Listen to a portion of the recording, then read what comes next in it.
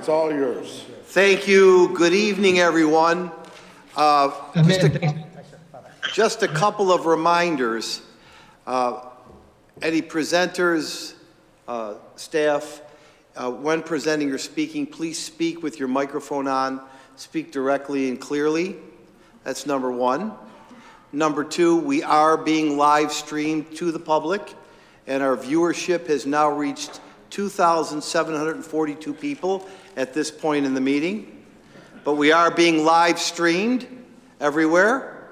So, number three, we are a little bit on the disabled list tonight, and we do have a couple of board members who are participating remotely. Mr. Granary, Mr. Bilson, are you there?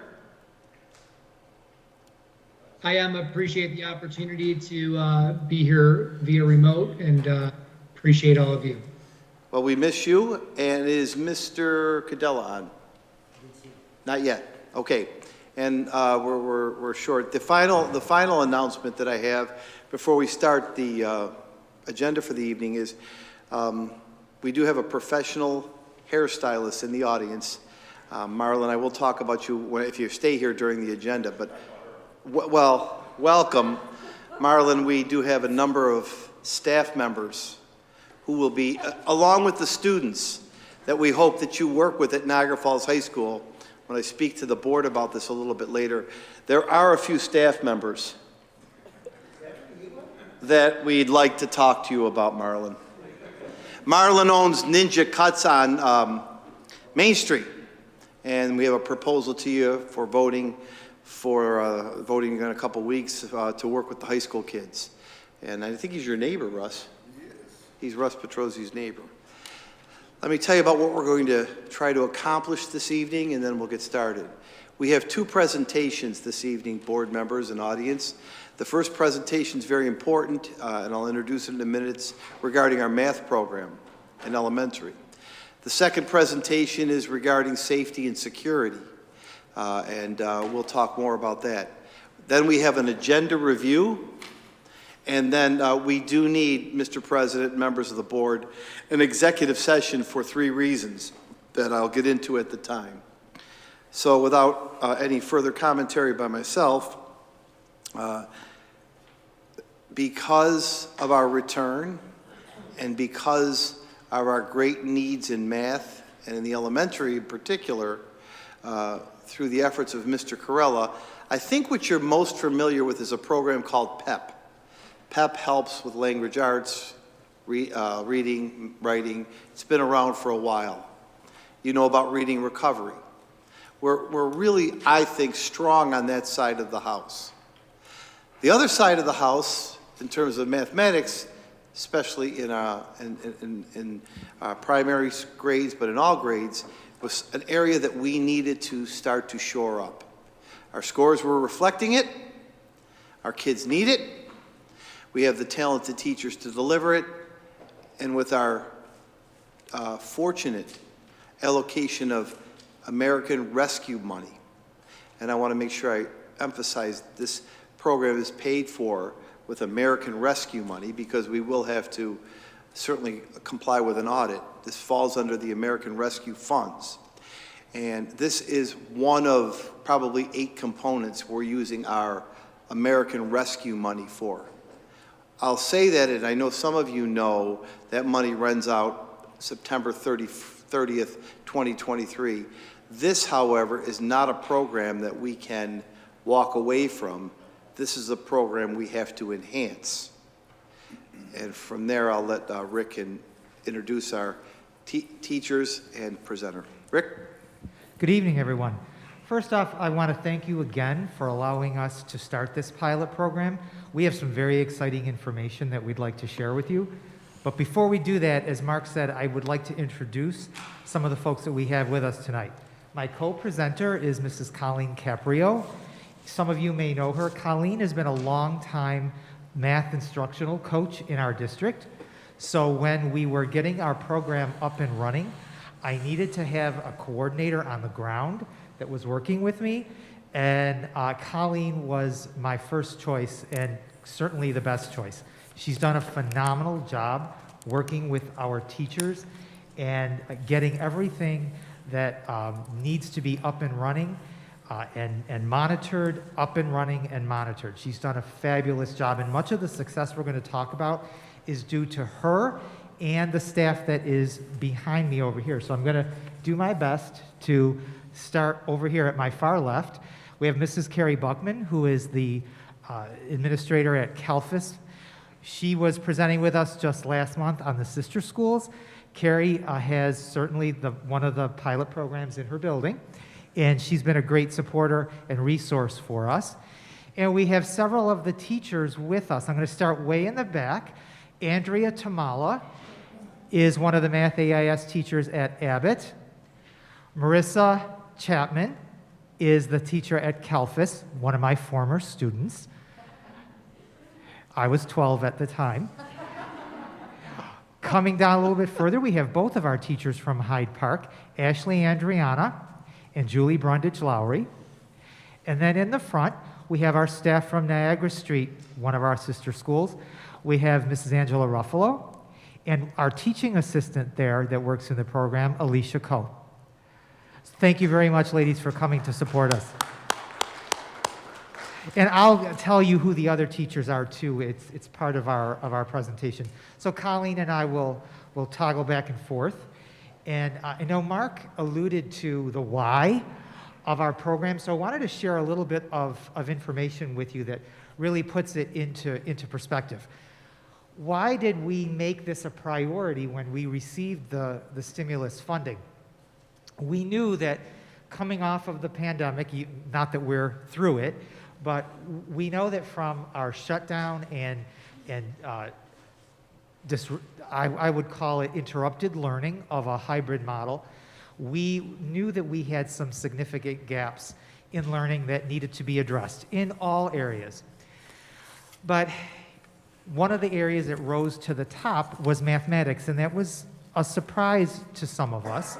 We traditionally struggle with literacy, and we always keep our eye on that ball. But what happened as a course of the pandemic is really outlined here. I was looking at some articles and research about the long-term effects of the learning loss throughout the pandemic, and I happened upon a study and article from McKinsey & Company. They did an analysis this past July in 2021, and they found that on average, students lost 4 months of learning during the 2021 school year. So that was the year where in our district, we had a hybrid model, and we had approximately a third of our students on fully remote instruction. On average, students lost 4 months in reading and 5 months in mathematics. But moreover, and really more of a concern for a district like ours, is that the existing achievement gaps for students of color and or low-income students widened compared to their more privileged peers. To take a look at some in-district data, these are our results from the grades 3 through 6 ELA and mathematics assessments that were administered this past spring. Now, there's a caveat here that's important. As we all know, the state assessments were not mandated this past year. They were optional, so we did not test all of our students. So we have to take the results with a grain of salt and understand what they can and cannot tell us. But I would call attention here to the disparity between the number of students who tested proficiently in English language arts compared to the number who tested proficiently in mathematics. So that, again, defines for us what we really need to be attending to. So what did we hope to, yes, Russ? Questions as you go or at the end? Either way. Okay, I'll ask one. Who took the test? Voluntary? Yes, all of our students who were in the hybrid model took it. The remote students did not take it unless their parent wanted them to take it and brought them into the schools. Okay, so the students in school, all of them took it? Yes. Well, the reason I'm asking that question, because if it's voluntary, then it's really skewed. Because obviously you don't Yes, take it is obviously skewed. you don't take a test if you're not going to do well on it. Right, and so of those kids who tested, what what I really noticed was that we fit into that trend Yeah. where our math results Yeah. were less proficient than our English language arts results. Russ is right. However, if we didn't have the pandemic, let's pretend we didn't have it, I don't know if it would have been that disparity. We were starting to see a wider and wider disparity in the proficiency of our kids in ELA and math. ELA was moving, math wasn't. So your point is right on the money, Russ, about the data. But forget we had a pandemic. Before that, we knew we had a problem. Yes. Yeah, and this type of program has been a long time need. It's been on our wish list or our must-do list for quite a while.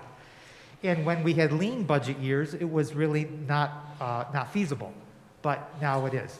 So what did we want to accomplish this year? We wanted to design and roll out a Tier 2 Math AIS program to service as many kids as possible.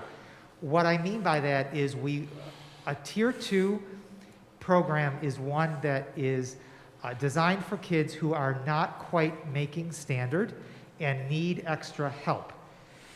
Tier 3 is students who are very, very far behind, and we are not yet there in the development of our program. We'll talk about that a little bit later. We haven't found a feasible way to service the students who have the most significant gaps, and there are some reasons for that we have to find workarounds for. We wanted to optimize our staffing at each pilot school. We needed to figure out how we were going to screen our students, how we were going to identify those who qualified or needed the extra service.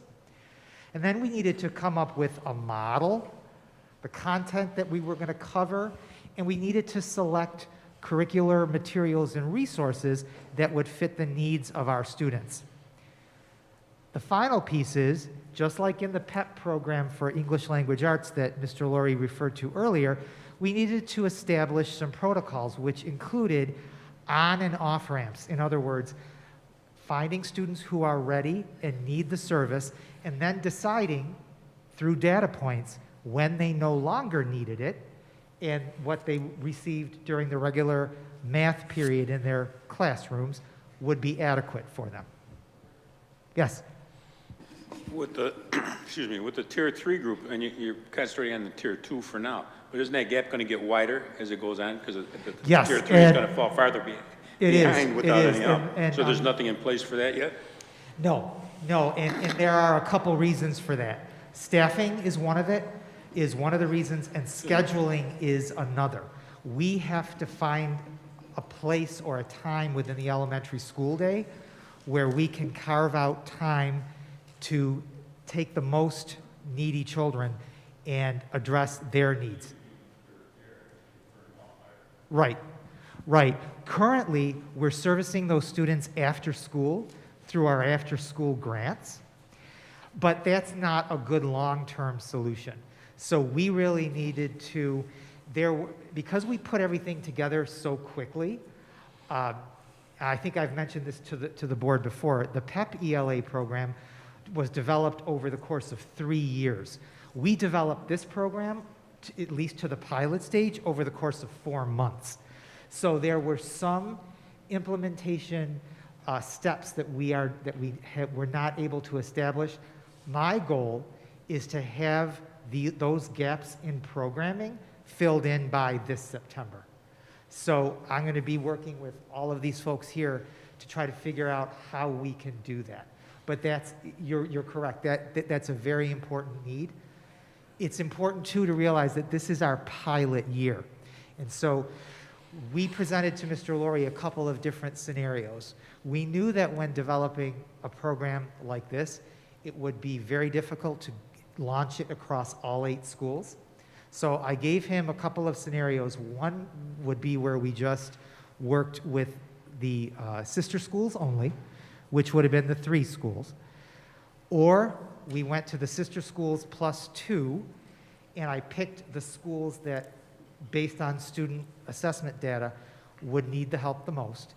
Or we would stretch ourselves really thin and attempt to put it in place across the whole district. It was Mr. Laurie's choice that we kind of go in the middle and do the sister schools plus 2 extra schools. And my choice was based on data.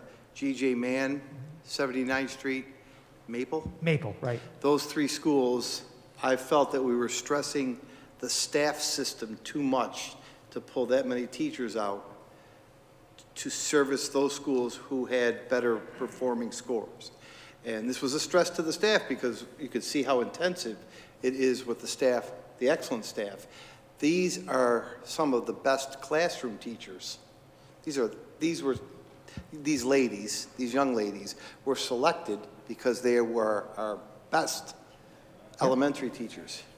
I'm just kind of concerned about the tier 3 kids, that they're going to be so far behind. It's not, I mean, it's going to be really devastating to them, I would believe. You're right on the money. So just to say something. Well, I don't want to go out of order, but is there anything in the presentation to look at that going on? Otherwise, I won't ask it if you're going to bring this up later on. All right, okay, all right. And also the program that we're using is targeted for tier 2 instruction, which is small group instruction. And you can use it for tier 3, but then your group size, it has to be more one-on-one or two students per 1 teacher, and then we need more staffing to accommodate that. So it's like that, I know you know reading recovery very well, Yes. Nick. It's like reading, I'm sorry, Mr. Capizzi, I don't want to use too many jargon terms, so. I don't mean to be disrespectful by doing that, I just, so if you stop me if I am. Mark, I've been here 25 years, I still don't know. Well, I do that on purpose. The only thing, if I say workers' comp, Russ says, what are you talking about? If I say insurance, he's like, what are you talking about? If I say, then he says, go ahead and do it. But it's like reading recovery, Nick. Reading recovery is a 1-to-1, highly intensive, highly staff-centered program that Nick's referring to. And we got to get there. In math, we're there in reading. We're not there in math. Right. I think we can be there by the next school year, definitely. So it's one of our goals. It's one of the things that we have to learn from the pilot, and hopefully, with your support, plan as part of our expansion. So right now, these are the 5 schools where the pilot programs are. And overall staffing, this does not include Colleen. We have 8 teachers among the 5 schools and 7 teaching assistants who support the teachers and can also work with groups of students. So just to we're going to give you a little bit of background about how we developed the program, so Colleen will take that over. So looking at the roadmap, we began the journey, like Mr. Carella mentioned, back in the spring of 2021. And we had the group that came together, and we looked at some resources, some, AIS intervention resources, and we decided on the Bridges mathematics program. And from there, we moved into the summer of 2021, and we selected our team that is represented here, and we also started with the training. So in the spring, we had the program, we lined up what training we would need, had the staff, and the training began over the summer of last year. In this fall, our training began. So over the summer, we had some training for our whole group activities that teachers would do when they went into classrooms with all the kids. So it isn't as if the tier 3 students aren't getting any service, because we are going into classrooms and doing whole class number sense routines, as well as the push-in with the small group targeted students. So we had those trainings, and then because of the shipping delays, we didn't actually get our intervention materials until September. So in September, we had our training for the bridges, and we also waited for the NWA window to close, and we analyzed all that data. We came together, we identified our tier 2 students, and we began the intervention. So the picture is starting in the fall with whole groups pushing into those intervention blocks, working with the teachers and developing and implementing whole class number sense routines. And also in schools like Niagara Street and Kelfas that have math labs, the teachers could bring their kids and we could service them in the math labs as well. So once we had our students selected and we began the work, what we're doing now is we're continuing that work. So next week we have a national consultant from the Bridges and Mathematics program, and she's going to be in district for 2 days. She's going to be working with our teachers. She's going to be shadowing them, watching us in action, and then she's going to be giving us specific feedback when we all get together. So we're continuing this partnership with the consultant, the national consultant, and then, of course, I'm always getting together with the team, answering questions as we try to develop the program and work out any glitches. And then in spring, we're going to plan for the expansion, like was already mentioned, for next year, and hopefully to all 8 elementary schools. So which students are we servicing? So again, talking about the students that we're servicing Tier 2 students who are identified using the NWEA. And we're using the NWEA, they have like standard deviations that they use, and kids that fall in the lower end of that standard deviation are supposed to be ready for classroom instruction. So we took those kids that were below that standard deviation, and we looked at those as candidates for Tier 2 math intervention.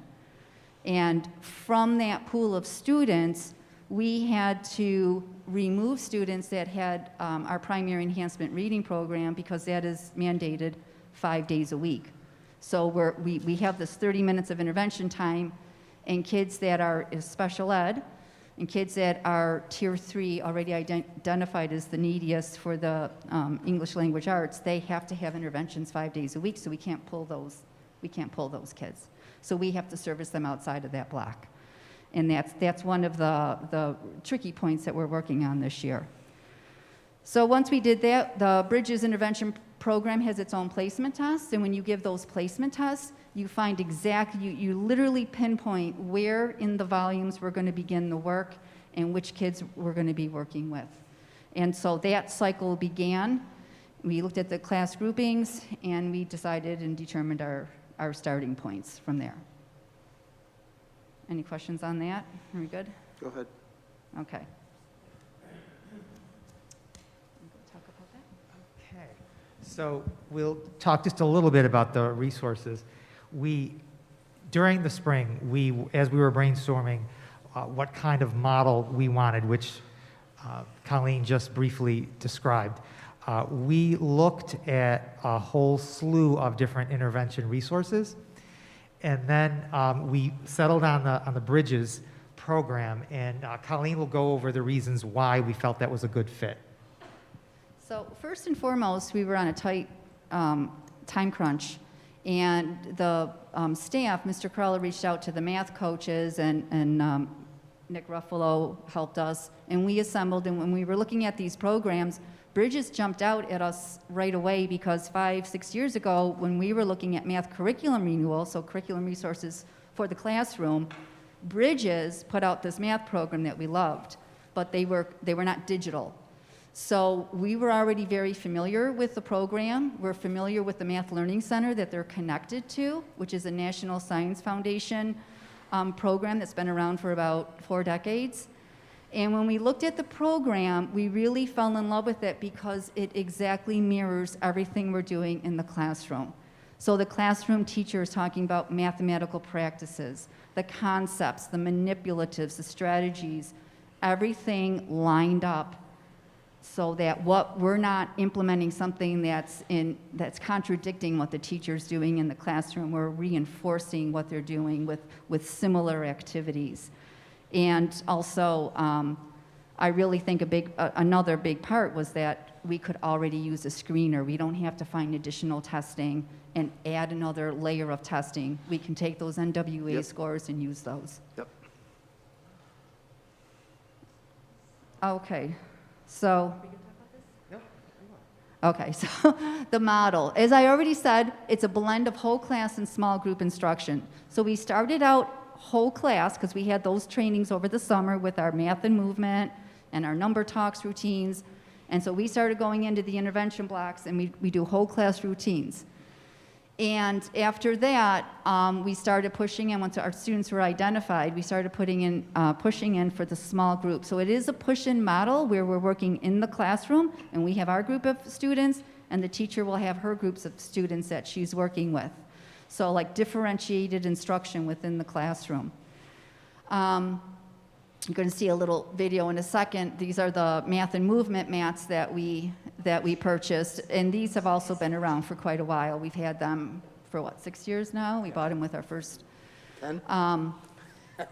So I think that basically sums it up, that we're trying to do the whole class number sense routines, and even though we've started our small groups, some of us have room in our schedule, especially with the teaching assistants, where they push in to additional time outside of the AIS block.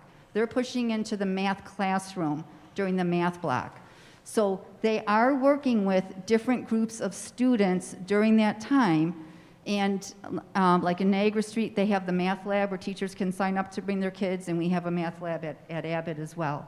So even though we're targeting the Tier 2 students, the interventionists that you see here are getting into every classroom and trying to work with the largest population possible. Les, can we see that video just a couple seconds? Okay, you go when you're ready. 1, 2, 3, 4, 5, 6, 7, 8, 9, 10. All right.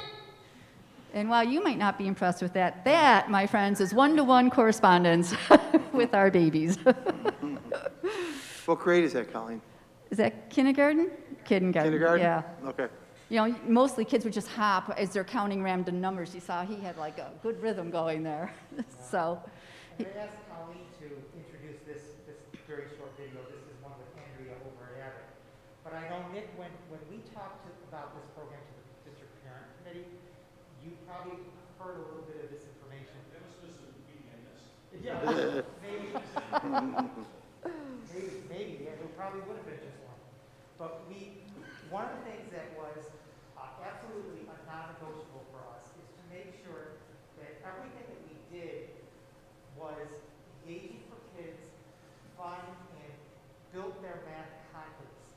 We do not want kids to feel that math remediation is a punishment or punitive or in any way signals them out. So that's why we started with whole class number fluency activities to set the message, so to speak, that everyone can be a math thinker and a proficient math student, in that it's fun and it's really mental gymnastics that will serve them as they grow. So this is a routine that Andrea did with an older group of students. What grade is this, Andrea? Third. This is third? And they're learning about skip counting, which is going to help them with multiplications. So we take one leg, we cross it over the other leg, we say, and whisper, 1. And we take the other one, and we put it over the other leg, and we whisper, 2. Then, you shake your booty one way, 3, booty the other way, you rub your tummy, 5, and you jumping 5. So now we whisper. See the teachers writing the first multiple of 6 on the board. 8,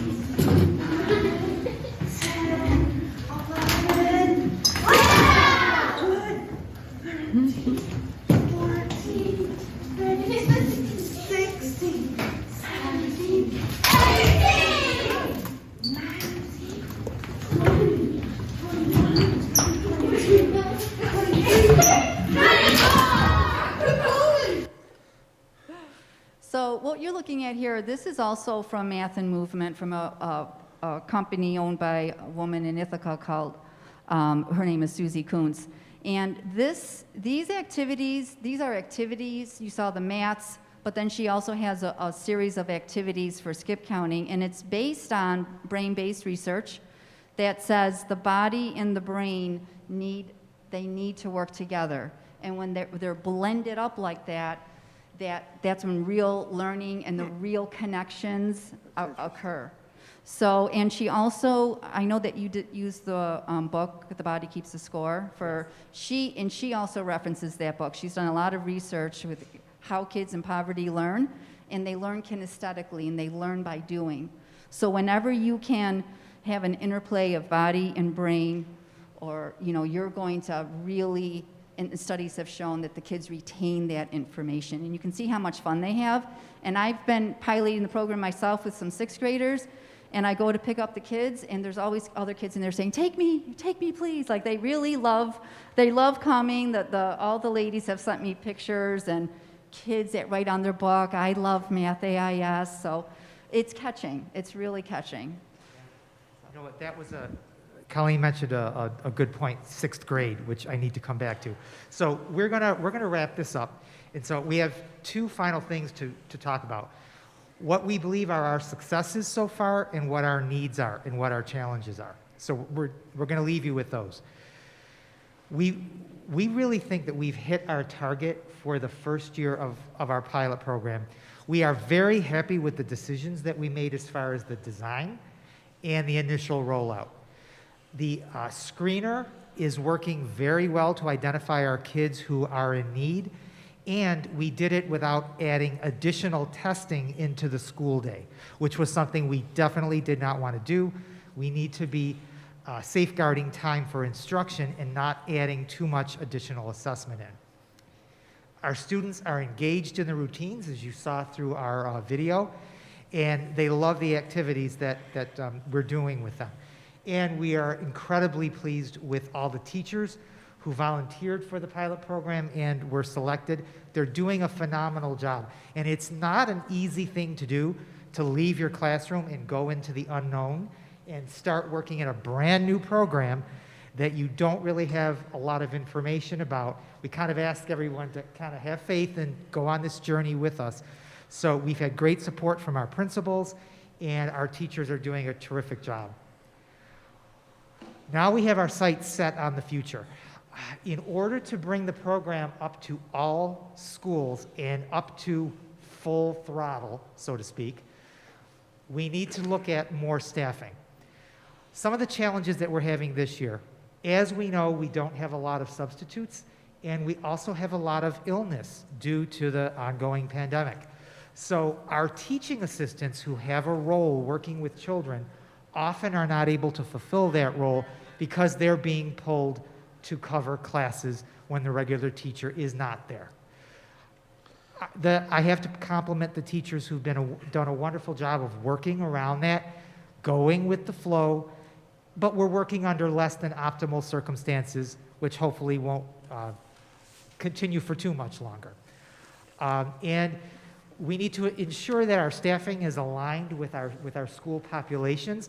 So we're getting a very good feel right now as to how many people we need at each building based on the number of students and the number of students that we've identified as needing service.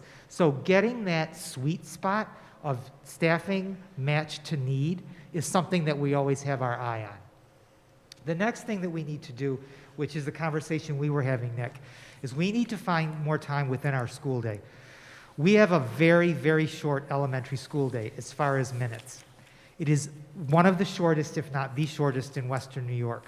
So when we are looking for extra time to service our students, we have to give something up. So as we move forward, we're going to be looking at structures to recommend to principals to find time within our day and make some difficult decisions about where we can pull students for Tier 3 interventions, so we don't have to do it before or after school, that it's done during the day.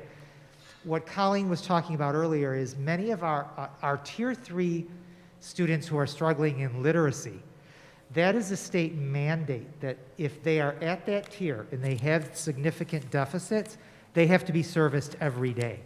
So that is 150 minutes a week that we cannot touch. It makes it more difficult to get at those students who, not always, but sometimes also have critical needs in math. And then we also, which was a good point, I didn't think to add this, Colleen, we have not serviced 6th grade students this year. We purposely, because their programming, their curriculum, their resources are more aligned with middle school than with elementary school, and we knew that in our pilot year, we would have limited staffing. We do not service 6th grade students. We would like to be able to do that next year. Certainly, that's a goal. Colleen is not only the lead teacher and coordinator, but she's also an active teacher in the program. She is working with 6th grade students on a trial basis at Abbott, where she is headquartered. So she is getting preliminary information that will help us make some judgments about how we can include sixth graders. So those are our needs as we move forward. We want to thank you for your support and hope that you'll consider our needs for next year moving forward, and we will bring those to Mr. Laurie when he is ready to hear about what we think it would take to expand the program. Yeah. I just want to thank our teachers who Rick was concerned about the time it took us to get PEP going versus the time it took us to get this going. And you exceeded our expectations, exceeded that time. We have more to do. Our ARP funding's helpful. Our kids need it. So we have to go forward with this, but we got off to a great start, and I want to thank your leadership, Colleen, and I want to thank the teachers that are here and those that couldn't make it, because there are a few more, who have brought us to the age of PEP and reading recovery in math, so that we have equal sides of the house so kids can grow in both areas. Thank you. Yes, Russ.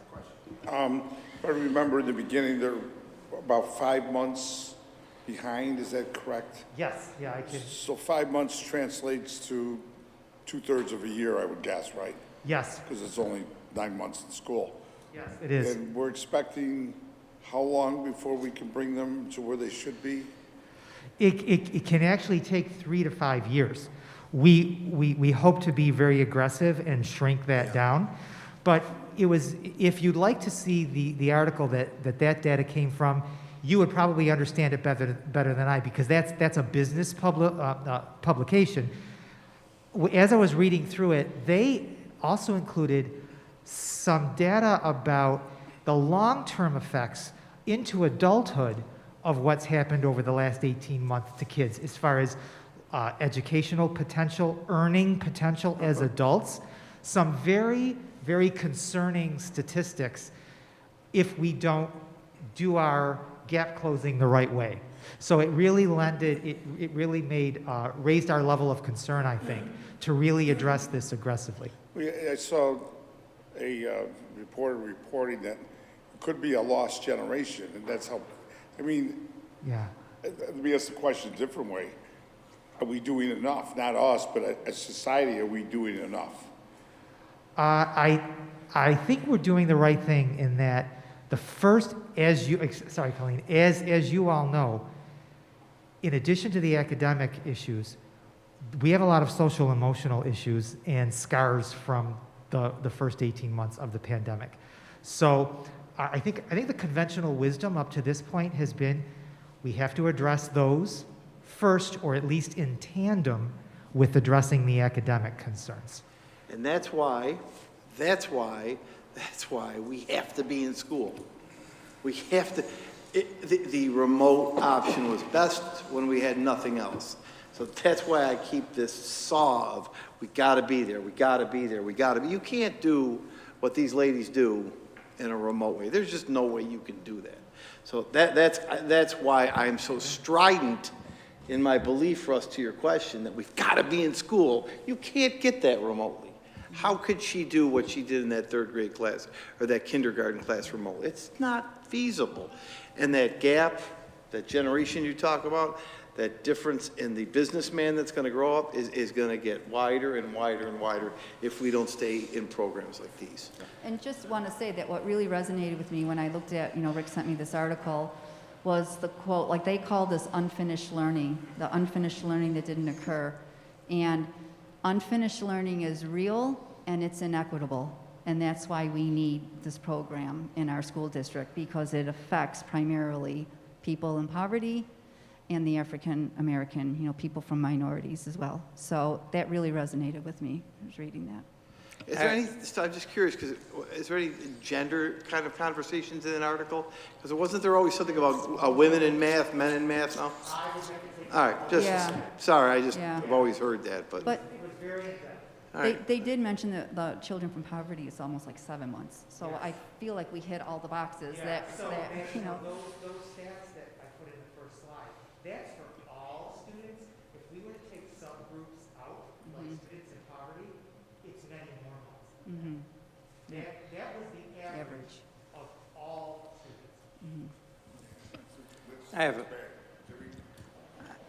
Mr. Corella, is this going to go on during the summer? Well, it's funny that you should ask that, because you know, for the last several years, we have had the elementary learning program. In this past year, we did run the program again. We were not able to do it in 2020. So much of what we've learned and the instructional practices that we've honed this year can definitely be put into our summer program. Traditionally, we don't have a lot of students who attend that program. It's a great program, but if you look at the entire population of our district and the percentage who actually attend, it's a smaller percentage. But I think that we are still dedicated to offering enriched summer programming. So we are always looking for ways to get the word out and encourage families to send their students to the programs that we offer. I believe we offer more than any of our neighboring districts. And my answer would be yes, Mr. Consent, we have to do it. Even if we don't get the full complement of who needs it, we have to do it. We have to knock a month off of that 7 months or 5 months. We got, even if it's not for all kids, we've got to keep knocking months off. So I like it. I like the consistency. I like the fun. I like the kinesthetic part of it. I didn't know that about math and movement and how it, but it makes sense to me when you describe it. I So the answer guess is yes. my concern primarily is retention. And, you know, as we found out in special ed all the time, we take off 4 months and we go back a year Right. to start to Right. catch up. Well, And that's why yeah. my Regular summer regression, you know, to try to combat that before the pandemic, it's one of the reasons that we offer the summer programming that we do. Yeah, it's gonna, yeah, we have to do it. We have to. And we have funds. We have funds. Yeah. It's not a matter of funds, it's a matter of getting kids there, Yeah. getting our teachers to work it. It's going to be done. Yeah. Thank you, guys. Good. Thank you. So, great job, everybody. We have one more presentation this evening, and before we do so, I just want to call the team up. I want to ask Chief Del Porto, Earl, Ray's got to stay over there. But this, we put a 4 or 5 person team together, led by the chief, and I've asked him to do an assessment of safety in all of our schools. And I think the area that he had to attack first was the process that we've been using since the beginning of the school year, where every student that enters Niagara Falls High School and at the prep schools goes through a wanding and bag check procedure that has taken, it's been well worth it. Well worth it. Well worth it. We've been able to find things that shouldn't be in school, nothing significant like a gun, but some other things that haven't been in school, shouldn't be in school. But among many of the other things that the chief has already contributed to the district is his research on evolved technology to make a stronger and more quickly moving pass-through for every child at the middle school and high school. So right now, we're talking about technology for 3 buildings: Niagara Falls High School, Gaskill, and LaSalle Prep, 7 through 12. We're not talking about these walk-through weapons detector for elementary school. We may at some point, we may not. We have found what we believe is the best technology, the best tool, and the one that we're going to recommend to you. We still have some work to do on the best way to fund this. We do have money. You had ARP funds. You also had some funds called CRISA, which is a form of ARP that we could use. I'm very disappointed in the state's response to a pot of money called Smart Schools. You remember Smart Schools? we received $8.4 million worth of smart schools. And I want to say, Ray, you weren't even the IS person. 10 years ago, the purpose of that money from the state was for the hardening of security in schools. I think you remember, we were beating on glass windows remember that? No, we put cameras in schools. We've gone away from that, by the way. But you remember how far back that goes. To take a project through the Smart Schools Fund, they're not even meeting. And as part of a legislative meeting I'm going to, I think it's absolutely criminal that money that was put wisely out there for the hardening of schools and security has a meeting fewer than once a year to get the projects approved. So we're fortunate that we have these other sources of money. Have we received any money from that at all? We have for the camera. We haven't, now the latest round what you're going to put through, we've applied for the money, it hasn't come in yet. So we're kind of floating the money. But the process for Smart Schools money is absolutely ridiculous. I'll talk to our legislators about that. I want you to know that. Smart Schools was designed for the hardening and security after school shootings, and we can't even get the state committee to meet to approve, not just Niagara Falls, but every project. Leave that aside, that's my rant. We do have money for this. This, I think, is the best technology. So the chief has done a lot, but I want to specifically today focus on this, because I'm going to ask you in 2 weeks to approve this funding for 4 devices at those schools, because I don't think we could wait another minute. 4 each school? No, 2 at the high school, 3 lanes at the high school, and we'll show you what that means. 2 lanes each at the prep schools. We can't wait. We can't wait. We can't wait. They're spending a lot of time checking bags. This is a better way to get a complete look at what's coming into the school. Last thing I want to say, and then I'll let the team was Ray, Chief, Earl, and Becky looking at this. Last thing I want to say, we're doing much more than this. This is just the big ticket item on it. But I want to tell you, Chief has done quite a bit of work, not only on this, but on other things. And I hope he doesn't ask for a raise too soon, because he's already earned it. So I'm just putting that on the minutes, Chief. So, would you like to begin by describing Evolve Technology? The one thing I want to say, and I want to put this out there because I know people are watching, this does not use facial recognition technology. This does not use facial recognition technology. Okay? Just want to make sure that somebody doesn't ever say that. Go ahead, Chief.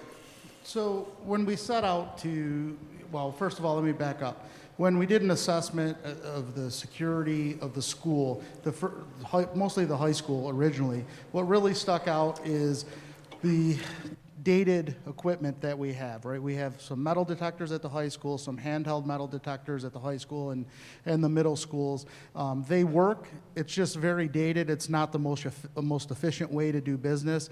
Mr. Corella talked about more time in the student day, which I think these systems will definitely contribute to that. We'll get kids in and out. But what we were basically looking for is the best system that we could get, and we were looking for I was looking for a few different things when we started doing research on this, right? We were looking for student experience, right? We don't want these kids standing in line for 45 minutes trying to get in school, right? We want them in school quickly. We want the best system we could possibly get and be able to detect the most dangerous things that we possibly can at one time. And we also wanted to be COVID friendly. This system does all that. So through the research, through law enforcement contacts that the group went through, we were able to narrow in on this Evolve technology and system. This is by far the best system that's out there. You can call around. The NFL is putting them in all their stadiums. There's a bunch of school districts throughout the country that are putting them in now. And the really significant thing about this system, you talked about students coming through. The double lane, which we'll talk about the double lane and single lane and what each school is getting, the double lane can get about 3,500 people per hour through there. So that's a significant amount. We don't have that many at the high school. We figure we can get them through pretty quickly. The single lane gets about 1,800 through in an hour. So it's very efficient, it's very accurate, it saves a lot on manpower and personnel costs. Moving forward, you know, quite frankly, we can't do better than this. From any of the research that we've done, any law enforcement contacts, everybody that I've talked to, even at school districts, safety and security folks in school districts, this is by far the best system that we could possibly get, and I think the students and the faculty, you know, deserve that. The key thing to remember before I start is these systems are portable, so we can move them around. However, they're technology, right? So we don't want to move them too much from school to school, but we can move them from door to door if we have to, and I'll explain what I'm talking about. So what you see up here is basically the single lane, right? And what we're proposing, and Mr. Superintendent Laurie's proposing, is a single lane at the high school and a double lane at the high school, and 2 single lanes at each of the preparatory schools. Basically, it's the photos up there, what they essentially look like if you've ever went through a retail store, there's just 2 pillars that you walk through. And then there's a security officer at an iPad. And this is not a metal detector. It won't detect keys. It won't detect cell phones. So the advantage to that is you don't have to take any of that stuff out of your pockets. So they can just walk through. It specifically targets weapons and things that we can, or things that will do harm to other students. So weapons, you know, anything that a student can use to cause, you know, injury to other students. The single lane, what we believe the single lane would be used for is probably definitely the front door of the high school, and it's portable, so we could also move it to door 3 during the athletic events. It's also rated for outside, so we can move it to the athletic fields, the football fields, if we so choose to during a football game. The double lane, which Ray, you want to click? The double lane is just simply that. It's just 2 lanes that students can walk through. The students, you folks probably know, the students that get dropped off, which is a lot during the day, come through the Performing Arts Center door just because it's a longer hallway and it's easier to get them in. We figure we can get them in quickly with the double lane. Again, it's also portable. We can move them within reason from door to door if we have to. But those are the 2 primary doors that they use at the high school for letting students in into the building. We would use 2 of the single lanes for the bus and the drop-off doors at the middle school. So, next slide, Ray. So that's what the monitor looks like. There'd be a safety officer monitoring the monitor, and essentially students will just walk through at a normal pace without having to take anything out of their pockets. And if the alarm goes off, and it's a little bright, but you can see the alarm would go off and detect exactly where the weapon detection system is detecting. So the advantage to that is it's the most minimally invasive system out there. So we can tell if it goes off, we can tell if something is in the left front pocket. So then we don't have to do an entire search. We can just check the left front pocket for that weapon. It's about 98% effective, which is a lot more effective than anything out there on the market. Next slide. So this is just a quick video of what it looks like in action. Hopefully it'll work. We tested it.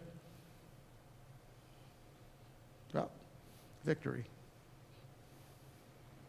In today's environment, venues and facilities must ensure public safety and public health. New protocols must be implemented to screen visitors and staff for both weapons and potential health threats, while maintaining safe social distancing. Traditional methods using metal detectors and bag checks are becoming a thing of the past because they force tightly packed lines and contact between guards and visitors. Imagine screening for both weapons and elevated temperatures in an integrated, touchless manner. You can, using Evolve Express with the Evolve Thermal Imaging Package. Powered by Evolve's Cortex AI software platform, Express instantly differentiates harmless personal items from threats, making it easy for guards and frictionless for visitors. Express enables a smarter venue by providing analytics for a range of operational decisions. This combination of sensors and software forms a platform that detects threats of today and the flexibility to add sensors and applications to detect threats of tomorrow. The Evolve Thermal Imaging Package adds a new thermal sensor and the Evolve TempCheck software application to Evolve Express, enabling screening of individuals for elevated skin temperature in an average of 2 to 3 seconds, followed by immediate touchless weapon screening, eliminating the need for multiple screening processes while maintaining a safe distance. Facilities can screen thousands of people per hour, providing peace of mind as visitors and employees return, knowing they've been screened for both weapons and potential health threats. The future of venue security is touchless security screening for multiple threats that gets smarter over time. Finally, venues can stop threats while assuring a welcoming experience. It's time to go touchless. Experience Evolve Express. Next slide, Ray.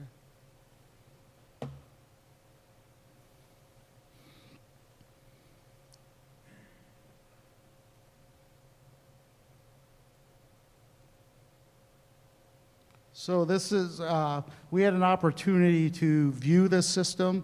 The Buffalo Bills are going to be using this system, and they were doing a trial run, so we had an opportunity to go to the stadium and watch it in action.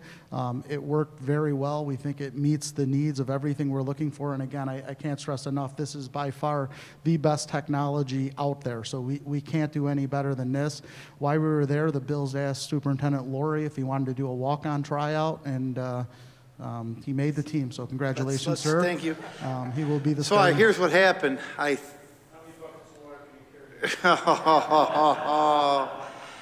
decided to throw a 70-yard pass and catch it at the same time. Yeah. And fingertip caught it, went in the end zone, keeping my toes in bounds for the touchdown. Now, Coach McDermott was quite impressed, but I said, Mr. Petrozzi and the board members would really miss me, so I better stay at the school district. But if anybody's, the 10 people that are watching, that was a joke. Josh Allen just left. Josh Allen just He just walked away. He saw it and left. Allen saw it. The point is, we spent the afternoon at the stadium, and through Chief's contacts, the director of Bill Security, Chief Ronaldo, I don't know what he's the sheriff. Everybody was there, and okay, let me tell you, Earl gets dressed up. He takes a weapon apart. He stuffed something. I didn't know this. He had something stuffed in his sock, something stuffed in his hood. He was taking parts of some weapons apart, and they caught him. And I wanted to leave him, but we made him come back. But it does have a setting where you could ratchet it up to a very sensitive level or ratchet it down. What I've told the team is I want to ratchet it at the highest level all the time. What's the problem with that? The problem is with what Ray brought to the party. Ray brought a laptop in his bag, and it would set off a laptop. So at that highest setting that I want to run at, we'll have to train students to pass their laptop around, hold their laptop up, but it does. The higher you set it, the more nuisance alarms. You have an umbrella tip. I don't know how many kids carry umbrellas anymore, but a metal umbrella tip. You have a metal glass case for your glasses, it will set it off. So I want to push this at the highest setting. I want it to be a friendly experience for students. I think Chief has an anecdote about talking to some classes, but it picked up just about everything. You were talking to some kids about it. I asked Chief to talk to kids about it. Yeah, the students that I've talked about, it's been a couple classes, mostly, without exception, all of them have no problem doing what we're doing now, sending them through metal detectors and having their bags checked. So I think this will just enhance their experience. To be honest with you, our goal is they won't even know they're walking through anything, right? If they're not bringing anything in, they'll be able to walk through it and go to class, and they won't, it won't interrupt their day at all, and it'll just become the way we do business. The good thing is, like Mr. Laurie was saying, laptops are an issue for it right now, but with the technology upgrades, they're working on that. So that's not new to us. They have these systems in airports and stadiums all over the country. So I'm going to go out on a limb and say eventually that technology will catch up and be able to catch that with the software upgrades. Earl? So, I'm sorry. a couple of things. What I find really unique about this system, and you may have mentioned it, forgive me if you did, it finds not primarily, but it'll find pieces of weapons. So let's say people were co-conspiring to bring a weapon in pieces and then get together once they're through. It's going to find them. I brought in a piece of one of my shotguns. I brought in a metal straw, the reusable ones, because it looks like a barrel out of a pistol to this device. Now, on the lower settings, it didn't catch me, but on its high setting, it caught me every time. I had a good-sized knife on me. It found that as well. Oh my God. I got 20 Buffalo police officers and sheriffs, and I got a guy with a metal straw. I mean, it's the work I do. But it was pretty telling and pretty astounding as to how it picked it up. Ray, on the technology side, what do you like, what don't you like? 2 points I'd like to emphasize or echo your thoughts on data privacy and security. That was a big piece of it. And then the other thought is that I applauded them for, they took the extra time and resources and effort to include technology within this solution. They're not looking to join our network, gain resources, partner out. It's an inclusive unit that made it a more difficult solution for them, but a comprehensive solution. So it goes to the cloud, and it doesn't live anywhere on our network, which always becomes an integration problem and an education law 2D problem, but it lives separately in the cloud away from our network and works. A lot of vision by them to do that. Yeah. Now, I'm going to break a couple of other things to you, and then we'll take questions. One of the things that I like about this is the technology. What we're paying for is constant upgrades of the technology. So if tomorrow something better comes with this artificial intelligence, we bought it. We're paying for an ongoing technology upgrade subscription. That's one of the things I really like about this. Unlike Ray buys a laptop today, and in 3 years, it's outdated, right? This, what we're buying, is the upgrade of the technology continuously. I really like that part of it very much. The kicker is the cost. To do the purchase of all we're talking about, the one double, the one single rated indoor-outdoor, the four singles, 2 for each middle school, is at a cost of $622,000. It's a very steep cost. We've done some research. We think we are getting the best cost possible. We know, because this is in a school in Falmouth, Virginia, South Carolina, Binghamton, who is a very similar district to us, is very close to purchasing this. All of the NFL teams will do it. Major League Baseball has the Chicago Cubs and the San Francisco Giants, not the Dodgers yet, Nick. They're using it. Their market is really the big stadiums, but now they know how much the schools want it. It's sad we have to talk about this, but it is irresponsible not to talk about. So, I even know one of the things that BOCES is looking at is putting out a collective RFP to see who's interested. That we think we got the best deal. This is not a BOCES aidable project. Can't get BOCES aid on this because we're not sharing any people. They were looking to put out an RFP. What we've been told, and what is also appealing to me, is because of our interest, we could have this in place by February 1st. And I think every day closer to the day we do it, the better for the safety of our kids and our community. So that's where we're at. Thank you for waiting for your question. Yeah, Mr. Laurie, you answered some of my questions. So first off, if we did approve this, we would be one of the front runners in cutting edge technology. Becky, New York, Bingham does not, we'd probably be the first in New York. Falmouth, Virginia, and South Carolina. It's Chief, who did you call?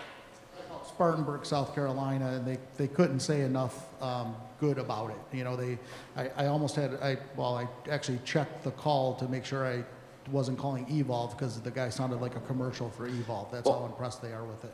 And before, I forgot to mention, it also catches improvised explosive devices. So if there were a bomb, you know, someone tried to bring in a pipe bomb, any type of improvised explosive, little type of explosive device, it would catch that as well.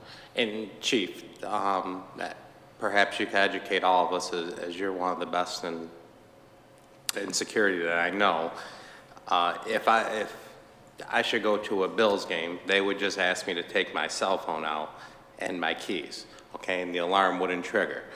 If you go through TSA, a normal line, I notice the settings are extremely strict, where if you go through with a pen, they're setting it off. But if you go through something like TSA pre, you're able to walk through with your belt on. So I guess my question to you is that you're able to adjust the settings on this even based on a level of threat to a school system. Yeah, the levels go A through F, and when I was talking to the head of security for the Bills today about the system, he had called me about some things, and he recommended, because they had used it at Sunday's game, and he said, he's a retired Buffalo police captain, so he's been around a long time.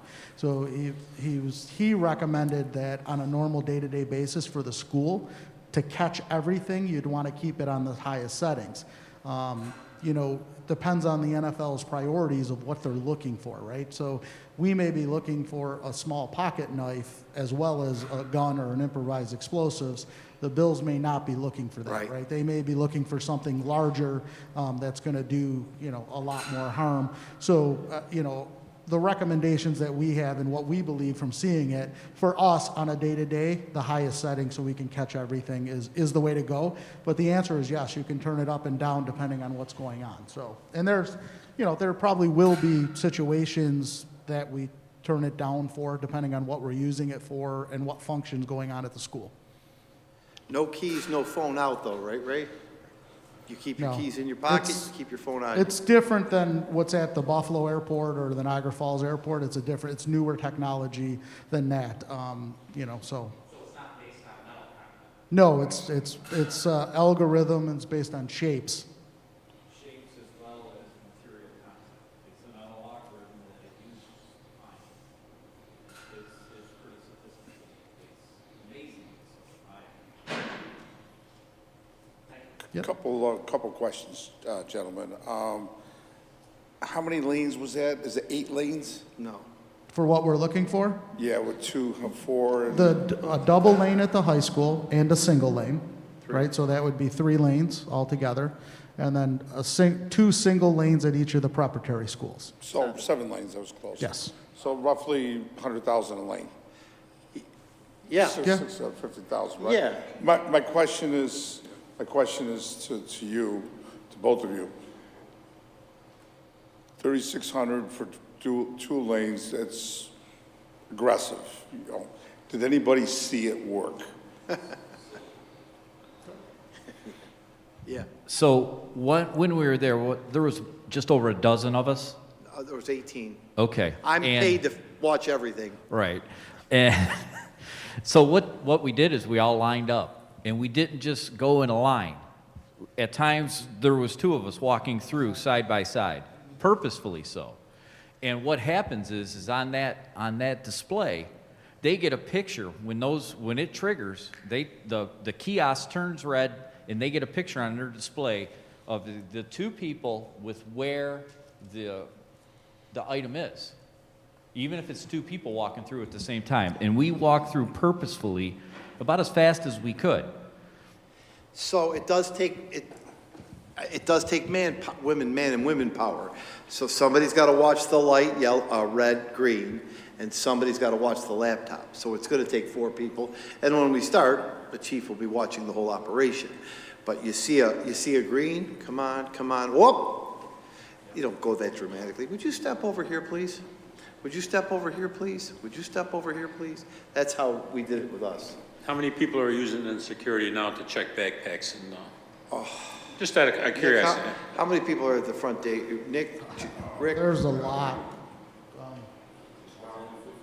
12, 15 of the So now we faculty. can and then utilize half personnel dozen other of areas. They can then go to Go to bathrooms, hallways, other places. Yes, yeah. I just have two asks. Number one, is 7 lanes enough? And I can't answer that. It would be up to everyone It's a here. good question.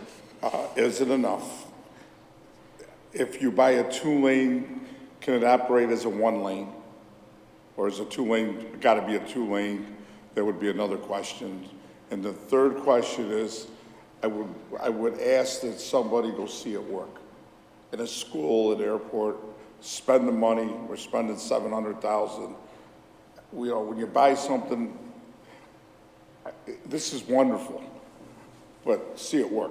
It's all, or see a movie, and I don't mean a movie from the company. No. Maybe you follow what I'm asking. Yeah.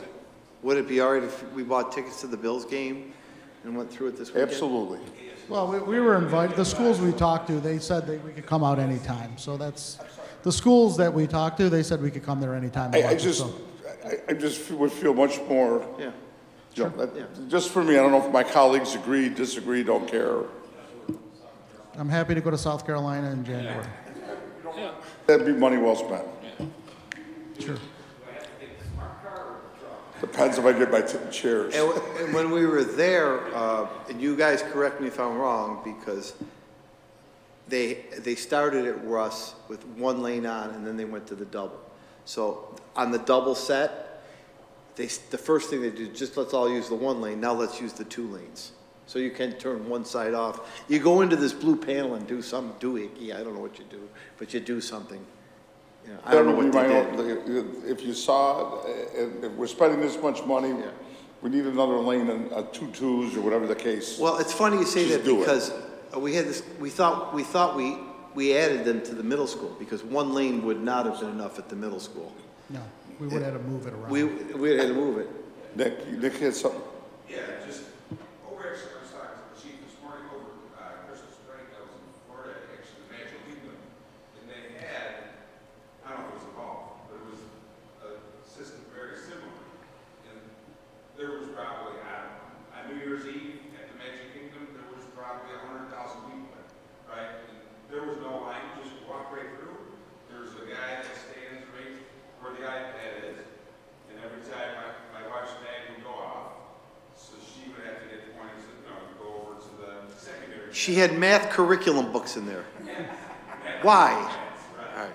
So what it does, it's just like there were had to be, like I said, 100,000 people in the Magic Kingdom that day, in and out all day, and there was no line. You don't wait, you just walk right through. There's 4 or 5 of us together, you just walk right through.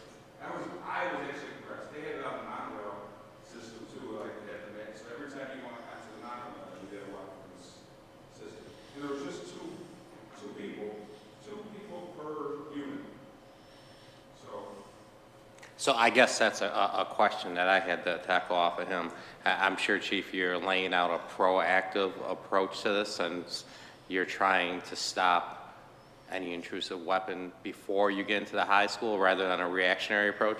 Yeah, absolutely. And we figure in the beginning, if we are to catch things, which we would if they were bringing them in, we'd like for nobody to bring anything in. But if they are, these systems will catch them, we'll catch them, and then it'll send a strong message, not to do it. A big concern, quite frankly, is the nighttime, for me, is safety and security, is the nighttime activities at the school, right? Our students know we check their bags, we run them through metal detectors, we wand them. At night, we run them through metal detectors and we wand them, but it's, you've been to the nighttime activities, whether, the sporting events, the football games, difficult to get people through, and they're trying to get them in as quickly as possible. And then we're not just talking about the student body, we're talking about anybody that wants to come. The general population, the adults coming to an event, we have to use them this way too. So the Gazette spoke to me this morning. Julie will put out a release about this conversation today. It's a resolution for you to vote on. I'm going to publicize it. We're going to do it up big. We want everybody to know we're doing this. And we think that, as a first, I respect what you said, Russ, but if we're a first purchaser of this, we're going to get quite a bit of attention from schools to use this, because this is very new artificial intelligence type technology.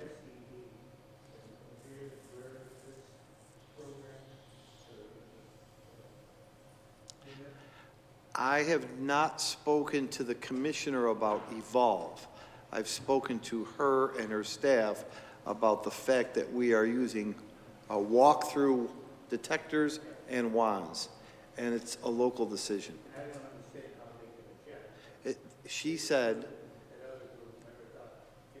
right, that's why I made that statement early on.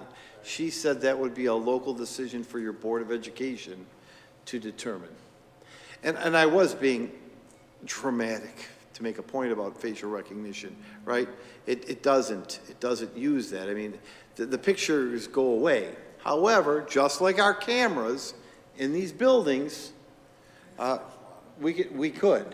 you could save.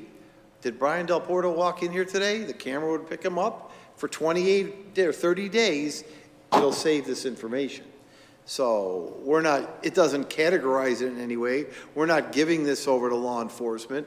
The data is stored in the cloud. There's no allegiance to a person. But was Del Porto in school today? Well, let's look here. We'll look at the cameras. We'll look at this. You know, one of the things, I don't want to be misleading on something. Chief put a video up there about temperature. Right now, we're not buying the temperature. You know, the temperature taking feature. You know, I don't want to mislead you. We are not asking for that. What's the cost of that? I don't know. I could ask.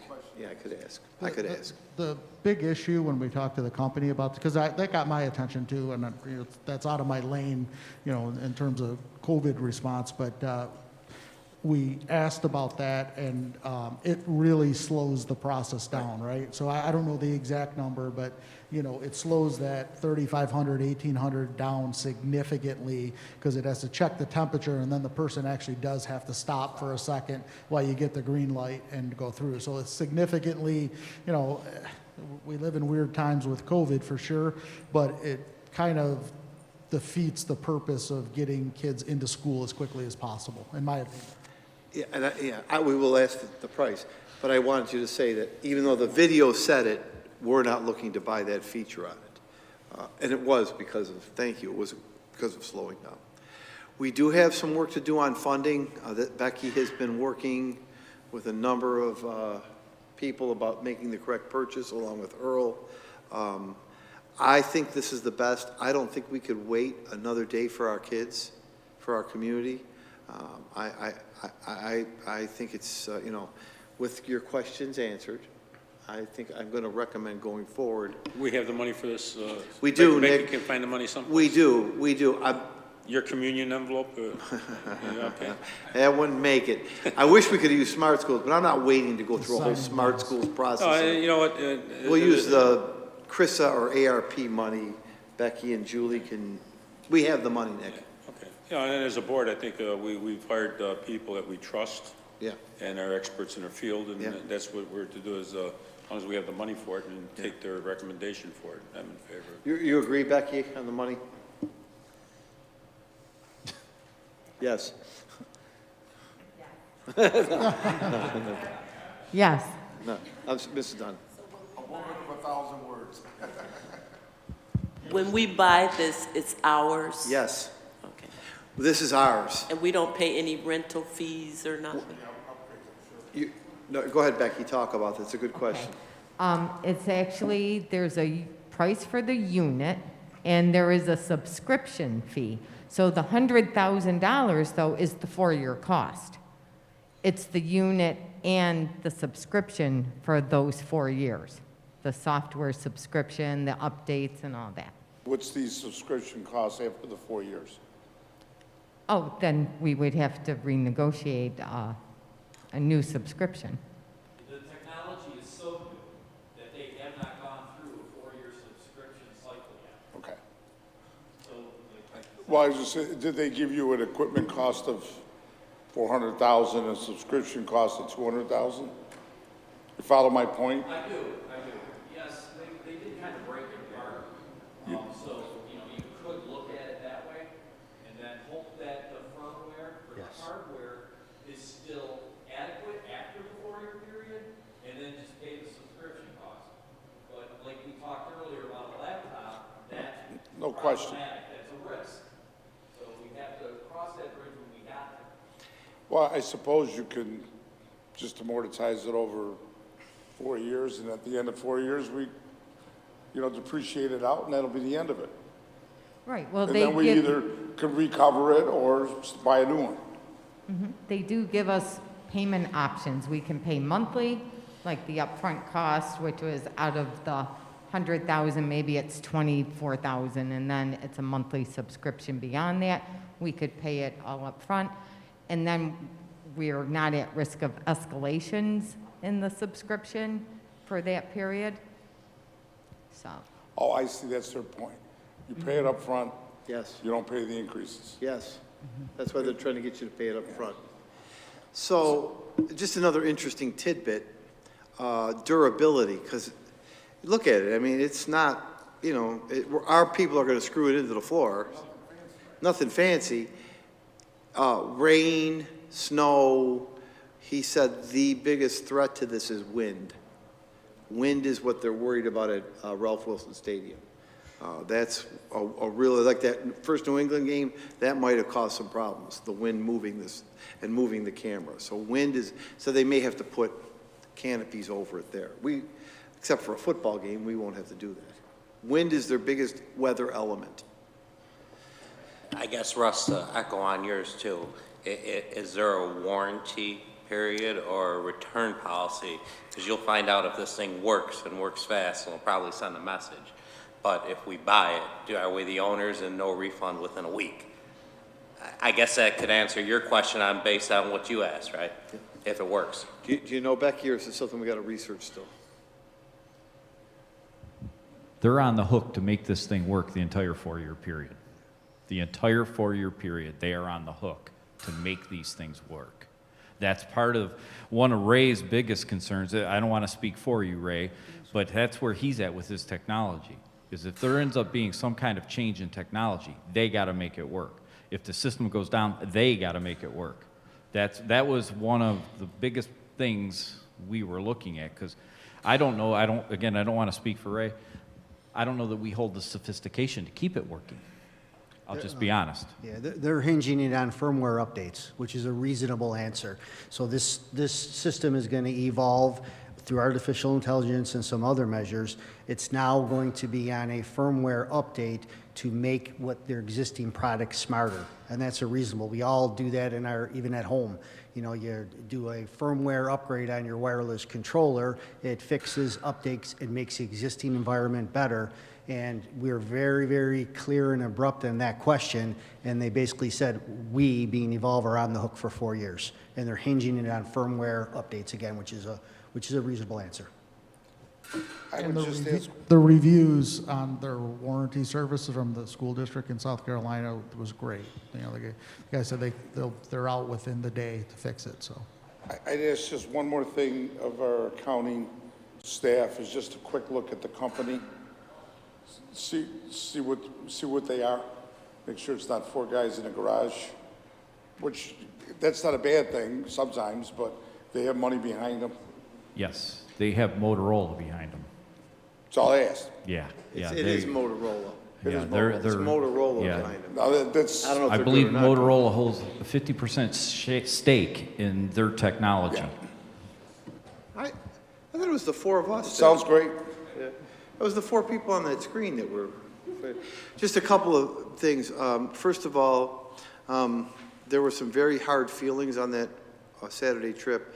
2 people sitting at the end of that table, Maria and Becky, were left behind in the district offices to do work while we were on this junket, and they were very upset. So we're going to South Carolina. So yeah, they were very upset that they weren't invited to the little trip we went on. He didn't hit any rumble strips, and we didn't even stop for lunch, ladies. Well, yeah, Mr. Pareto, yeah. Oh, you. They could, and again, it's because of the chief's contacts. The Buffalo Bills couldn't have been more gracious to us in terms of their, hey, whatever you want to walk around, do this, whatever you want to do. Chief, just real quick, I put you on the spot here. Other security checks that you're doing, I know we just ordered 10 more radios for the high school. You're making sure radio protocols are in place. You're ordering bollards Earl's ordering bollards to slow down the traffic around Abbott, which has been one of Ms. Tompkins and the staff's complaints. We're looking at one of those speed signs or 2 for our own. You're looking at additional wands, better wands. Already got them. You've already got them, so we do have additional wands. There is a resolution for you tonight I'll review it now, for the future to add more officers of the day around the school to handle traffic. We're getting a lot of complaints at certain schools about traffic, particularly Mann, sometimes 79th Street, Abbott, Niagara Street, Gaskill Hyde Park speeders. So we're looking to put officer of the day. These are a couple hours at a time to keep kids safe. That's a resolution. That's a not to exceed resolution that we're putting forth as the suggestion of the chief. Anything you want to say about that?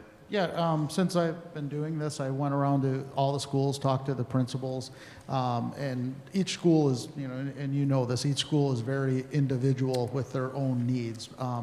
A lot of them do have traffic problems, but even those traffic problems are different traffic problems. So the only way really to fix them is to have some type of enforcement. A lot of those schools really weren't designed for the traffic they're getting. Example, Hyde Park, those side streets just weren't designed for the amount of traffic and cars parked. Everyone wants to be right in front, and everybody wants to walk their kid into the school. So it's caused a lot of issues. The faculty and the staff tries to move people along, but at the end of the day, they're just not police officers, so it's not as effective. They end up getting in, verbal confrontations that really they shouldn't have to get into or put up with. So I think GJ Mann, same thing. Sometimes 95th Street is gridlock traffic like you're in downtown Buffalo. It just shouldn't be like that, and unless we have law enforcement there enforcing vehicle and traffic law, I don't think that problem gets fixed. I also think, and the principals are aware as well, or recommend as well, I don't want to speak for them, but I think by not enforcing anything, I think we're creating a risk of someone getting hurt, maybe even a kid. Allowing parking where there's not, those no parking and no standing signs are there to ensure safety and security. And when we just let people park on a street where they're not supposed to park, if a kid runs out between 2 cars, I don't think any of us would want that at all. Anything else? I don't want to put you on the spot. Anything else big you see? I'm sorry? Anything else major? No, I mean, the schools, in my assessment, and from the time I was chief till now, the administrators do a really good job at locking down the schools. The high school's a bear just because it's a big school, a lot of moving parts, a lot of people coming and going, a lot of doors to watch, but the safety officers have done a good job. We put them through their first training, so the safety officers for the district have been through a CPR AED training, and we have a whole training regiment planned all the way through to the end of the school year. We also have I also have a training plan for the summertime because they'll have more time where they don't have their regular duties to do. So we want to get them trained up. But they've really embraced me, and they've embraced the changes we've made. The nighttime security officer at Niagara Falls High School does rounds around the building where he's checking the exterior doors. So we found a couple of the doors open, which is really the #1 security principle. We don't want those doors open that aren't supposed to be open. So it's they shouldn't be open. That's a bad thing, but he found them, which is a really, really good thing. So they're doing the checks where maybe before they were doing them, maybe they weren't. But I think things are really starting to improve, and they're definitely on the better side of this. Yeah, and Earl fond of saying, I'll give him credit, we could spend $6 million on it, but if somebody leaves a pebble in a door or a door dog down, anything can happen. And we can't, because we're all hyper-focused on COVID, hyper-focused. We can't let our guard down on all this other state safety stuff. We can't, because we are hyper, who's got a mask, who's standing, we can't let our guard down to safety. I want to thank Chief for his work. Are you enjoying it, not enjoying it, disappointed? You should be paying me to do, I should be paying you to do this job. Oh, get out, get out. All right, Maria, strike the money. No, it's good to have him. It's good, he's on top of everything. It's good to have him. We will follow up on those questions. Becky, quite honestly with you, Becky has some work to do on the funding, not where the money's coming from, but the best funding mechanisms. Chief has some work to do on the question about making sure that this really, even though it's backed by Motorola, it really does work. It works in school. We'll follow up on those things. That's what I've heard you say. You want us to vote on this next week or next meeting? I'm going to ask you to. I'm going to ask you to on the 27th, Nick. And The product will be available. Yeah, that's why. And delivery, and they set it up and everything. Yes, that's why. They have told us, we've been working on this since December. And I said, look, I'm willing to put this out there first, and we got to get everything cleaned up. But I don't want to hear, oh, the lane is on a shipping cargo tent in San Francisco. This part's in South. I don't want to hear it. I don't want to hear it. I want to hear that in 2 or 3 weeks, I can see the high school and I can walk through it, or I can take the board through it. Earl, they told us on the call yesterday, February 1st. So. Don't skip on the lanes. I hear you. I know where you're going. Yeah, I hear you.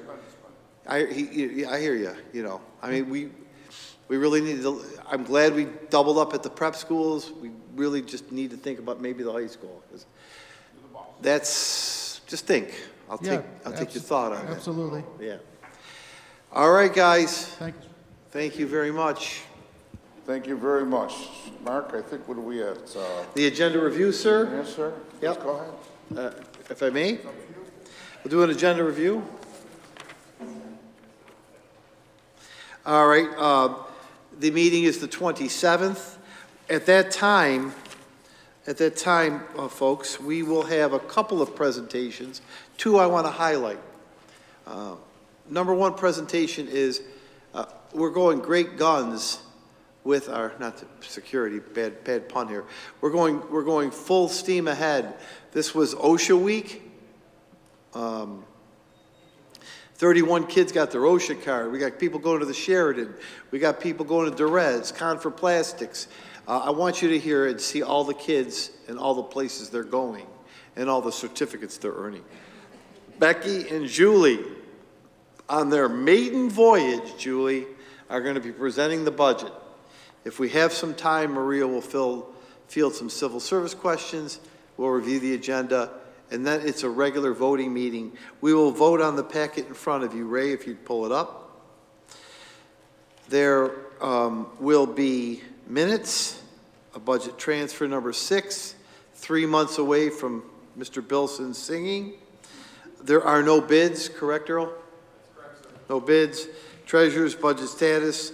Maria, do you have personnel to distribute in a bit? Maria will distribute that in a bit. Special ed. A couple of short-term contracts, and we've got one of the stars here of a short-term contract. Windsor Learning is a, here you go, Nick, you know the tiers. This is a Tier 2 PEP reading remediation supplemental program. Mr. Capizzi, I want to just point something out to you again, just to be helpful, not to. Whenever you see in front of a budget code the letter F, that means it's being paid from a grant. So we've got the general fund budget to pay for things, the $154 million. When you see the letter F, it is being supported by grant funding for specific purpose. If you don't see it, Maria's going to distribute a personnel report, and there's going to be a lot of A's on there. A is the general $154 million. But the F's are all different kinds of grants that we have, usually for specific purposes.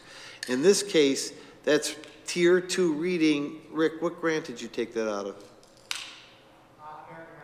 Okay, it's an American Rescue allowable. REACH is where we take early college kids, these are first-time college kids, and we pay for their courses at Niagara University, but they get the courses in high school. So REACH is where you get a high school, you're going to high school, but you get college credit, and we pay for the classes from a grant called the Early College Grant. These are from the My Brother's Keeper grant. My Brother's Keeper grant is intended to promote and encourage black and brown boys in particular to achieve and stay in school. That doesn't mean every student has to be black or brown, but that's what the money was allocated for us. So we've got a father and son mentoring program. Lomax Barnes does some work for us. The LaSalle Education Club is the conduit that we're using through My Brother's Keeper for the Men Standing Strong. New Hope Baptist Church is another My Brother's Keeper project. It's for basketball and skills development in Abbott. Number 7 is a book study.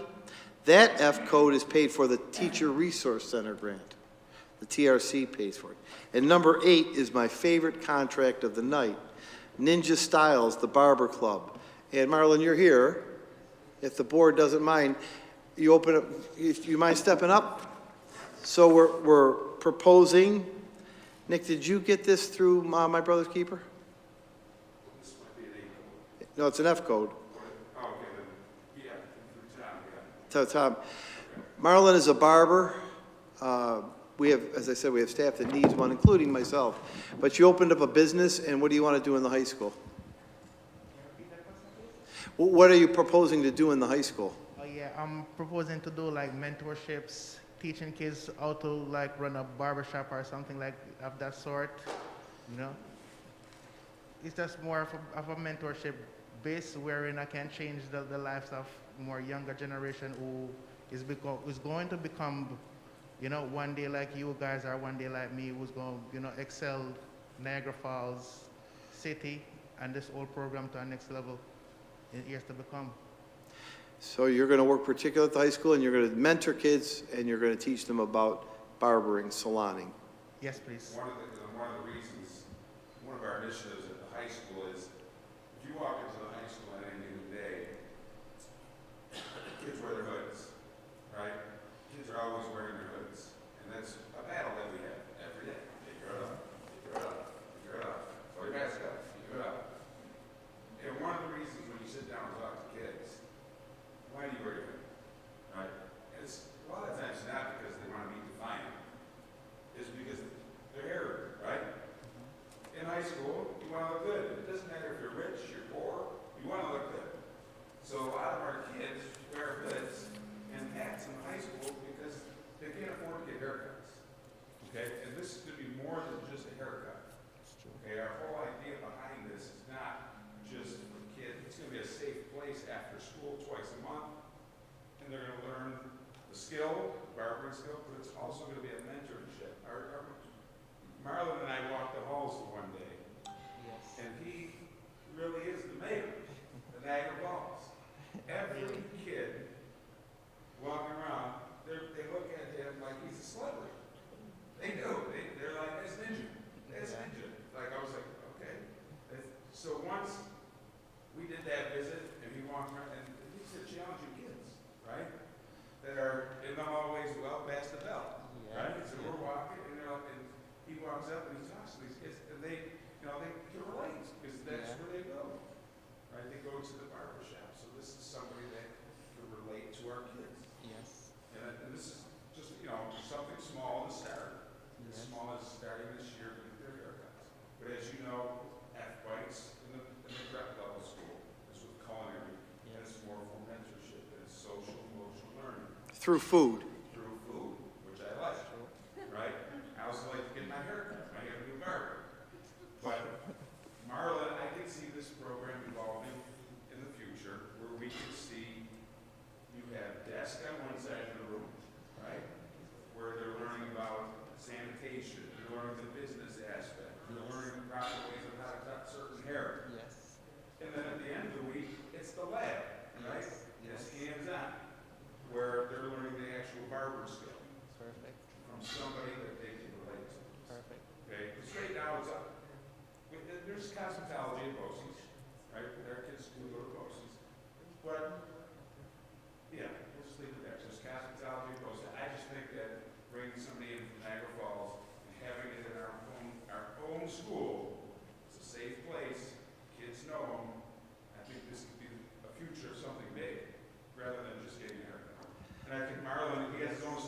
came here 22 years old from Jamaica. Right, he's been here for 14 years, he came by himself, his brothers are here. So he can tell his own story, but we talked one day, and, you know, living in Jamaica, you pay to go to school, right? You gotta pay. You gotta pay to go to school. Every level of institution, you gotta pay. Right. Every level. So it's not, like you said, in America, you get to go to school. In Jamaica, you gotta pay to go to school. So there's a story. It's a perfect use of my brother's keeper grant funds. Perfect, Marlon. Thank you. It's really good to meet you. Yes, a pleasure. I think you made a good reason. It's a $2,700 short-term contract, and I hope it expands for you. Yes, a pleasure. Now, your shop is on Main Street. Yes, please. The place across the street, Capital Cleaners. Yes. Are you having problems with any of the people? I know somebody. Any problems with them? No. Okay, all right. Now, you have very late hours. I drive by there. What time do you open? I'll be there at 8 o'clock in the morning.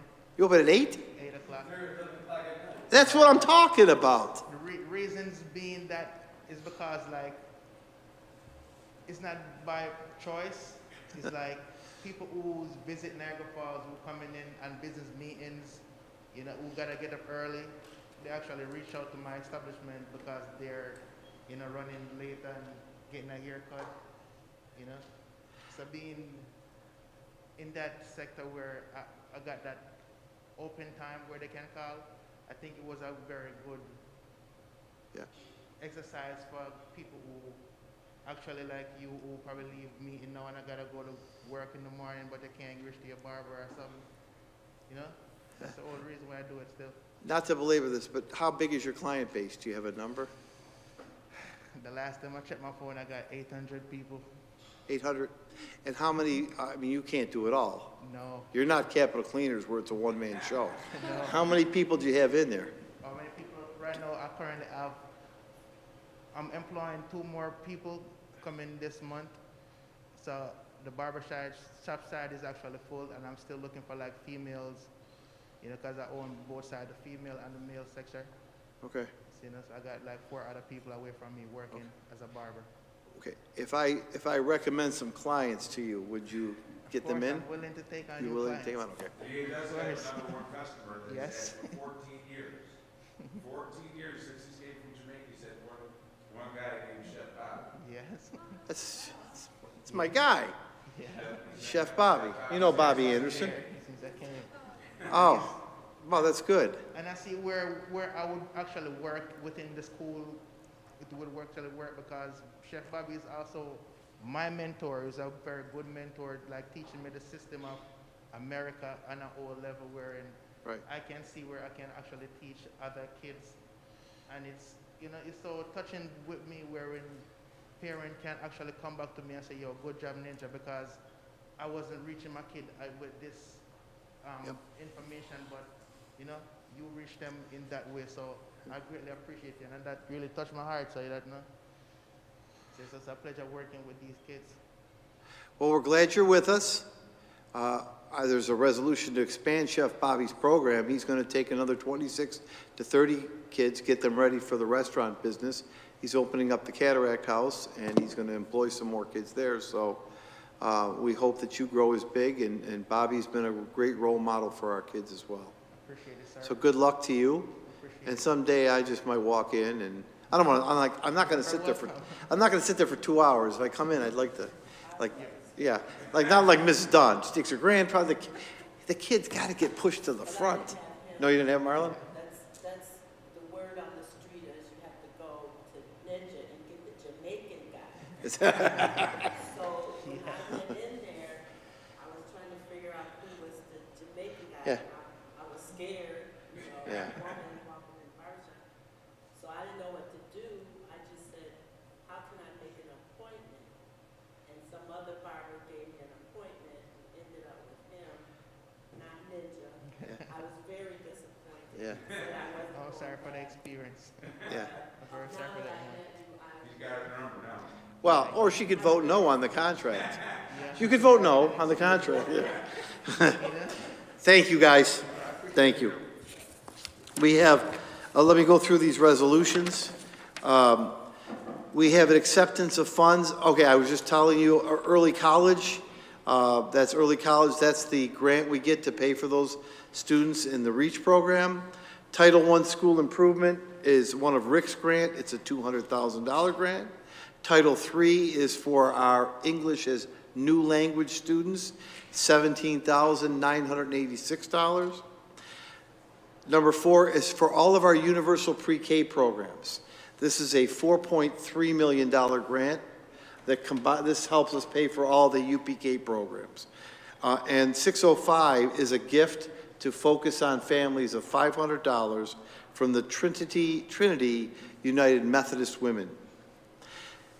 That's a gift, so we're accepting their gift, and we'll send them a letter if you approve it with your board thanks. 606, 607, and 608.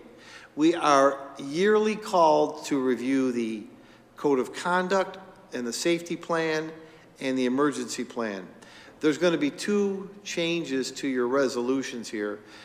We always have the police chief, and Chief Faso is on here, but and the fire chief, it has the wrong name. We'll make sure we change the name. Judy picked that up. It's Chief Padula, and I'm going to ask that we add our internal staff member, Chief Rotella. Chief Del Porto, not Brian Rotella.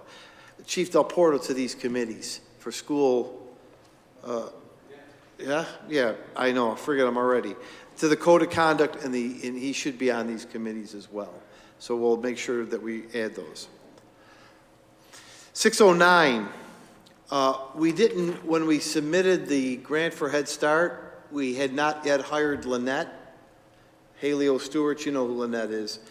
The federal government is so nitpicky. We had Richard's name down. God forbid he be in charge of Head Start. I'm kidding, Richard. But we have to officially have a resolution to approve Lynette. That's what that is. 610 is Judith Mary Himes Glasser. Yes, it is. It's time to start your election resolutions. This one's for the Board of Registrars and giving the authority to publish the requisite notices about that. That is to get things ready for the May 17th election. That's the date it's on this year. 611 and 612, you'll all remember this. This is the grant where we put in $30,000 and the county puts in $30,000, and the Buffalo Federation of Neighborhoods works with high-risk, high-needs kids in prep school. That's been going on for a long time. The county, through their NERD director, Megan Lutz, who will change her name, will do that. 613 is the Officer of the Day program. This will allow us to pay for those traffic officers beyond the resource officers.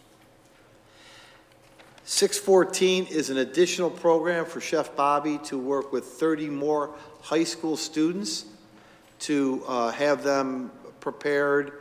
These are high school students who are going to go into the world of food service and restauranteering.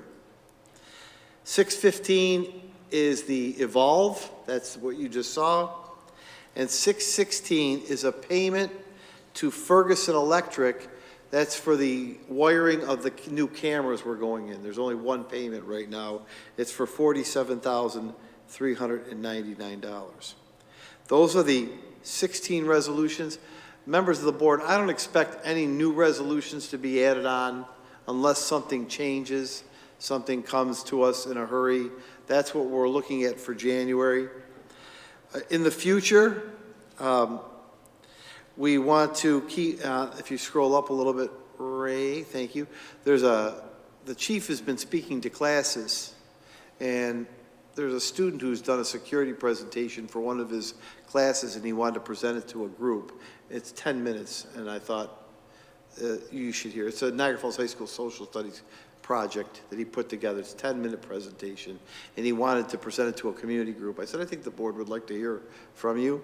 We have to give you a head start, every quarter. Head Start's off and running, but we have to give you a head start. And then you'll see this all along. You'll see it on the 10th and on the 24th, and until you pass the budget, the Becky and Julie show for the budget. And I will say things are looking good. Things are looking good. Becky and Julie are doing a good job.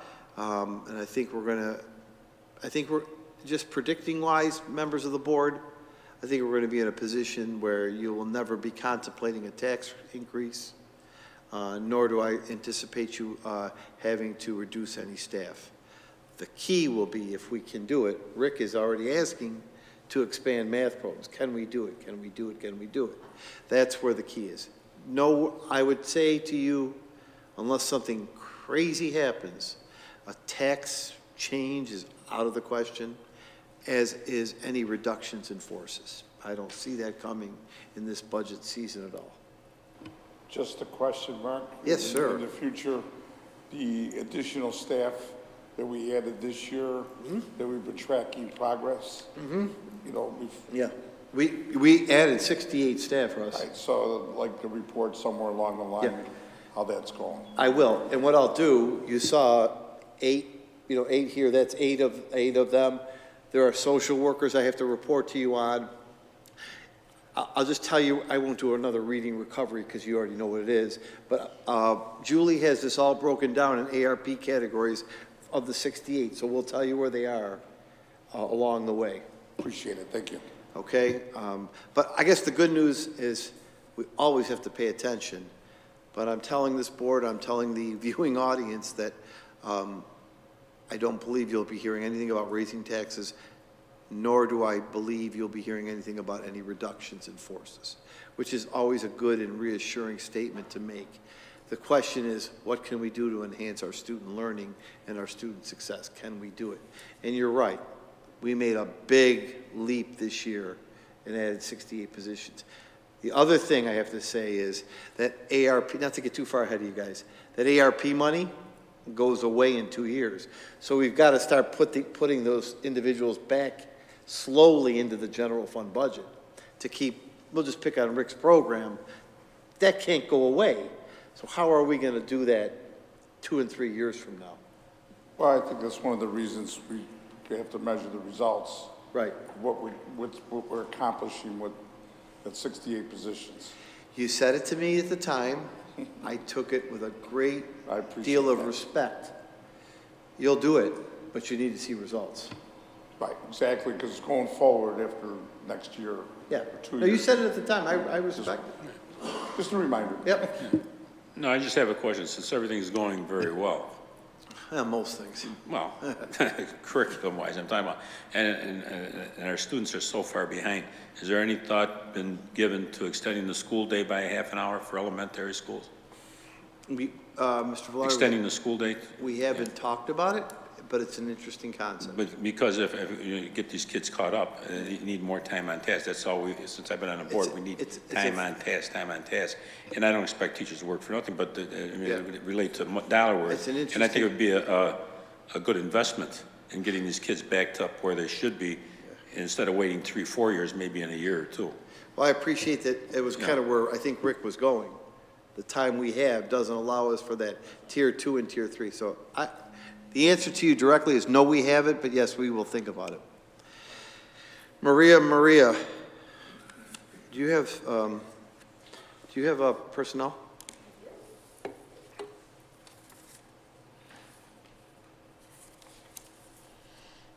Yes, Judith, Mary, I will make this in my comments.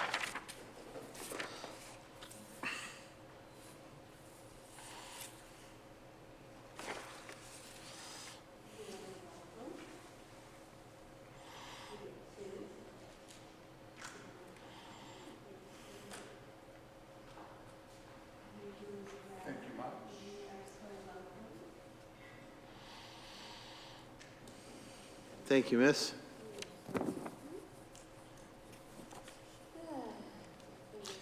No, that's okay. You know, maybe Earl would have jumped up and helped you. I don't know. No, that's all right.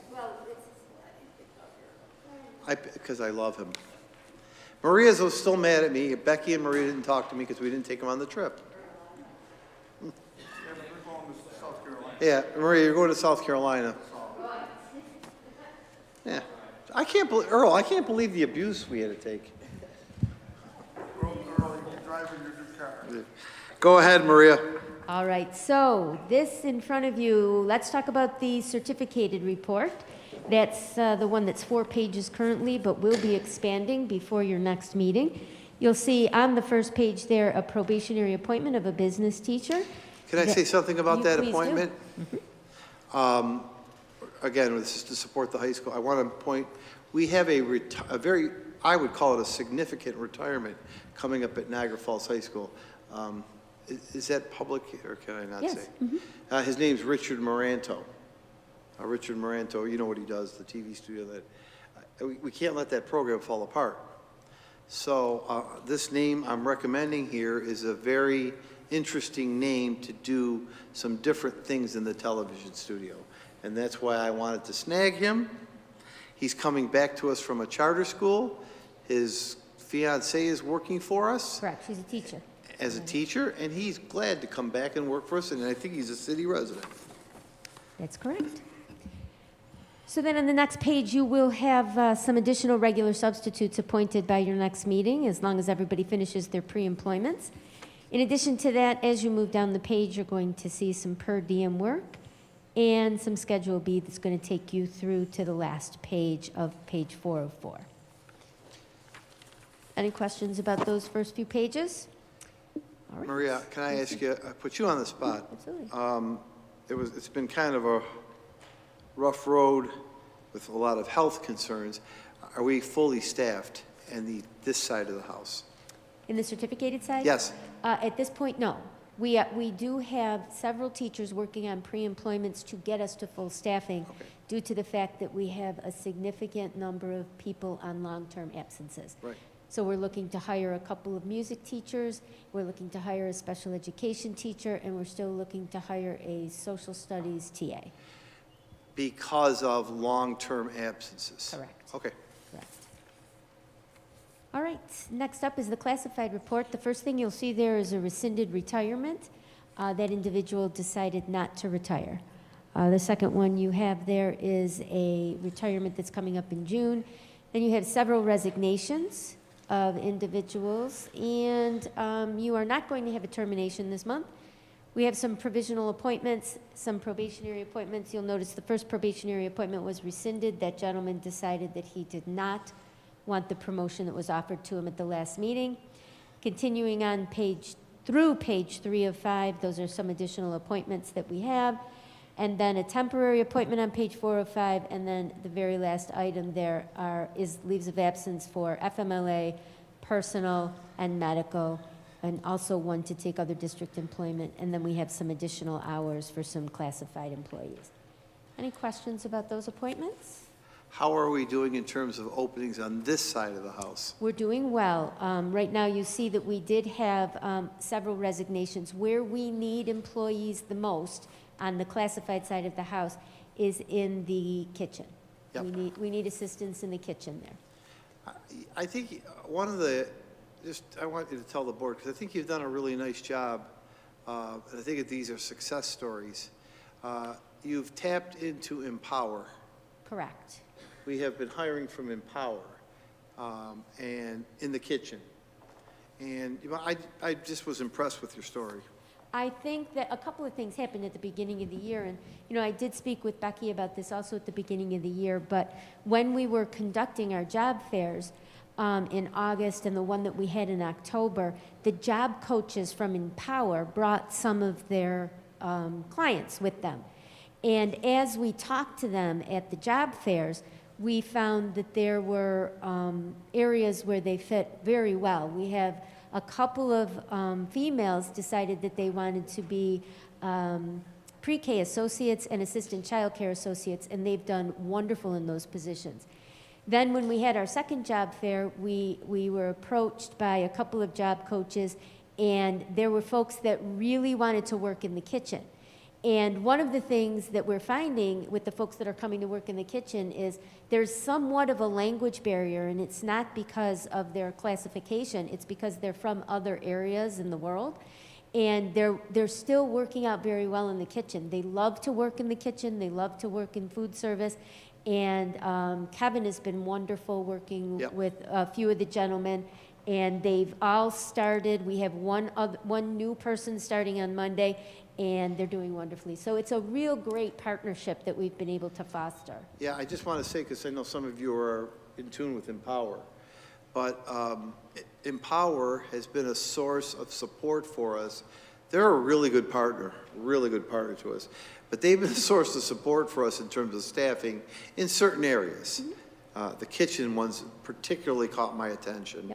And I didn't know, but so Maria has wanted to compliment her on working with Empower and the job coaches to work with those individuals who are doing a great job from Empower. So They really are. They really are. It really is great, especially the, and again, I don't want to be patronizing at all, but we had interviews. We went through interviews, and their job coaches brought them to interviews at our office, and Kevin sat in on the interviews, and we had the same questions that we would ask any other candidates, and they were excellent. They were fantastic. So. And they do all of our pre-employments? They go through the whole pre-employment process, the fingerprinting, the drug screens, the whole thing. How does that work? Yeah, they're probationary, but as soon as they reach their, permanency, they're permanent employees. It's just a nice partnership. It's just a nice thing that's... Power offers job coaches to help them learn the job in case there's a learning curve. Correct. I don't know if it was like they were doing an employment agency type thing with them. No, it's people with special needs. Yes, I understand that, but I didn't know if they were being. Do the coaches go in the employment thing, kitchen? They do. They come in. They don't come in every day, obviously, Yeah, right. but they do come and observe to make sure. I mean, and if we ever have a problem, because we occasionally you run into a problem, the job coaches help us navigate through the problem, and it really has been wonderful for us this year. Questions for, it's a pretty light report. Maria kind of gets a break in June. I'm kidding, January, February, March. And then around May and June, we put her back to work. I'm kidding. No, I'm kidding. I know, but. Ms. Dunn, I'm kidding. Becky, I'm kidding. I know you're two new partners in crime over there. Sorry. I'm kidding, Maria. I have just a couple of announcements before we conclude, unless you have other things. So if you would indulge me just with a couple of closing announcements. Unfortunately, but I think it's the right thing to do. I know it's the right thing to do. We're going to move our Martin Luther King celebration to April. Especially some of the recipients are concerned about coming. So what we thought we would do is move that to April 4th, the tragic day of Dr. King's assassination, from next week. There's just a little bit of skittishness about a large group. So that's the first thing. Something I want to plant in your heads without any discussion tonight, but we have a big push for electronic. We just heard all about this. One of the things that we don't do electronically, and I know there's a lot that Ray and Rick have to work on with this, but I want to go to piloting it sometime next year, an electronic report card only. We're mailing less and less home. And if we're going to do all we're doing with technology, we need, and I think other districts are doing it, Rick? Most districts are doing electronic report cards. And we're still, Ray's stuffing, well, Ray isn't, the team's stuffing them. I just put that out there. I will prepare you, I'll prepare the community. And I know I don't have access. We have to work through it, but it's something I want to keep on the front burner. We did get good news late last night about the casino funds. We are scheduling a meeting. Becky tells us we're owed $3.75 million for 5 years. We've never booked that. We've never booked it. We pretended like it didn't exist. We pretended like it never existed, even though we kept track of it. But it was good news, and at some point we'll talk about the compact going forward and some things that we might want to do. But I was asked about that. Let me just jump to COVID.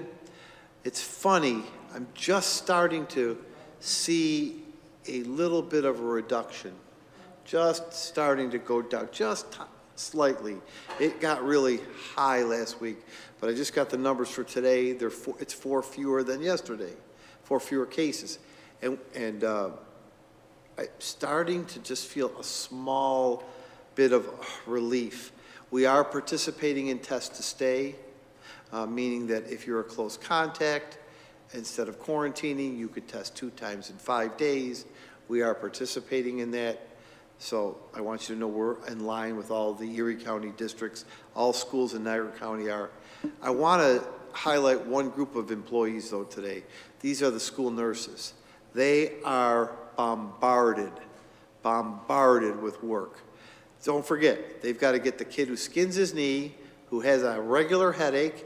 They've got to take all the COVID, all the contact tracing. They've got to do all the regular jobs and all of this on top of it. They're doing it. I'm going to give them some extra help, but they're doing it.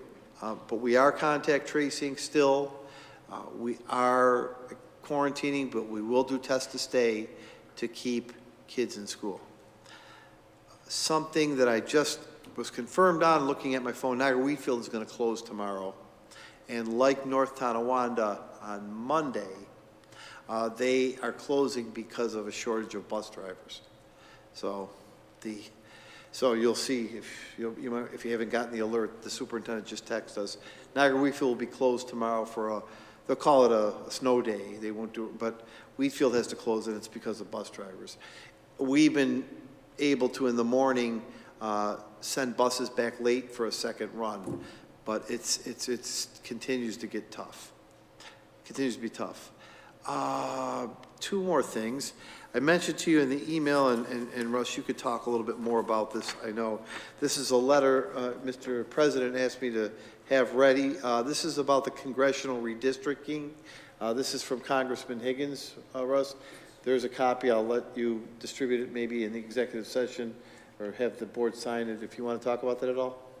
Yeah, we're going through, the country's going through redistricting, and from what I gather, Congressman Higgins, since he's so strong, they're chewing up his district in order, now this is conjecture, to save some politicians in the Syracuse area, to give them a better chance of fighting off a challenge.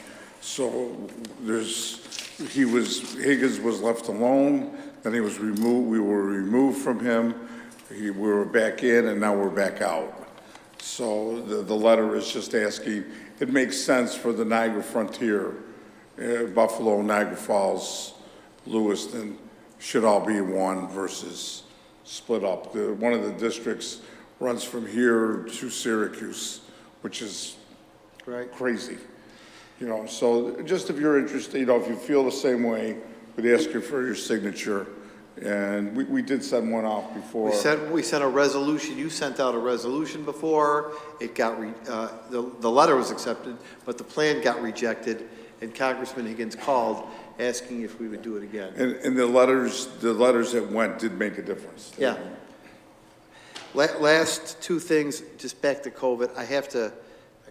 I'm reading my phone not to be disrespectful, but we do have to pause our wrestling team. That was the bad news about COVID. We have to pause our wrestling team.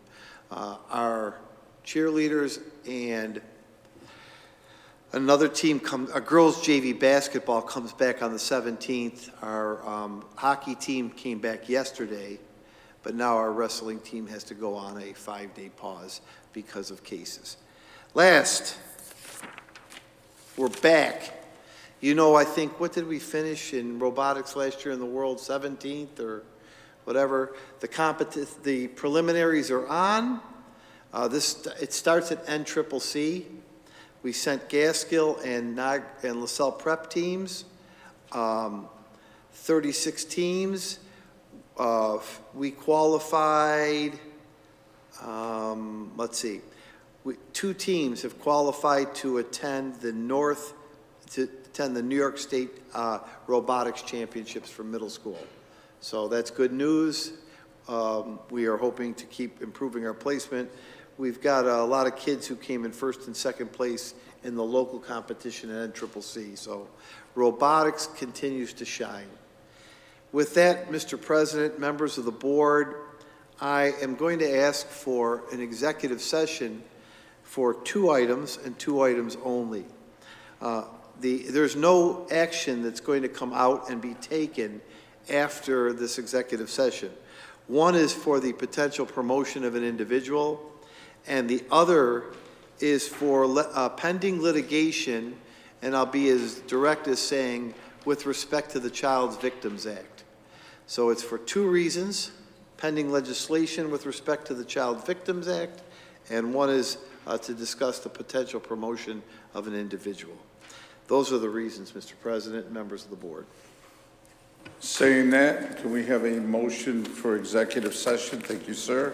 Second by Mr. Kansemi. Nick? Yes. Jimmy? Yes.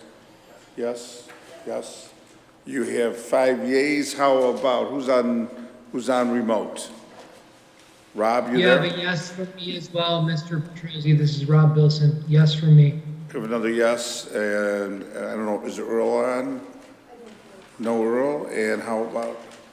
No, Paul's not on, okay. 6 yeas, no yeas. Thank you, everybody.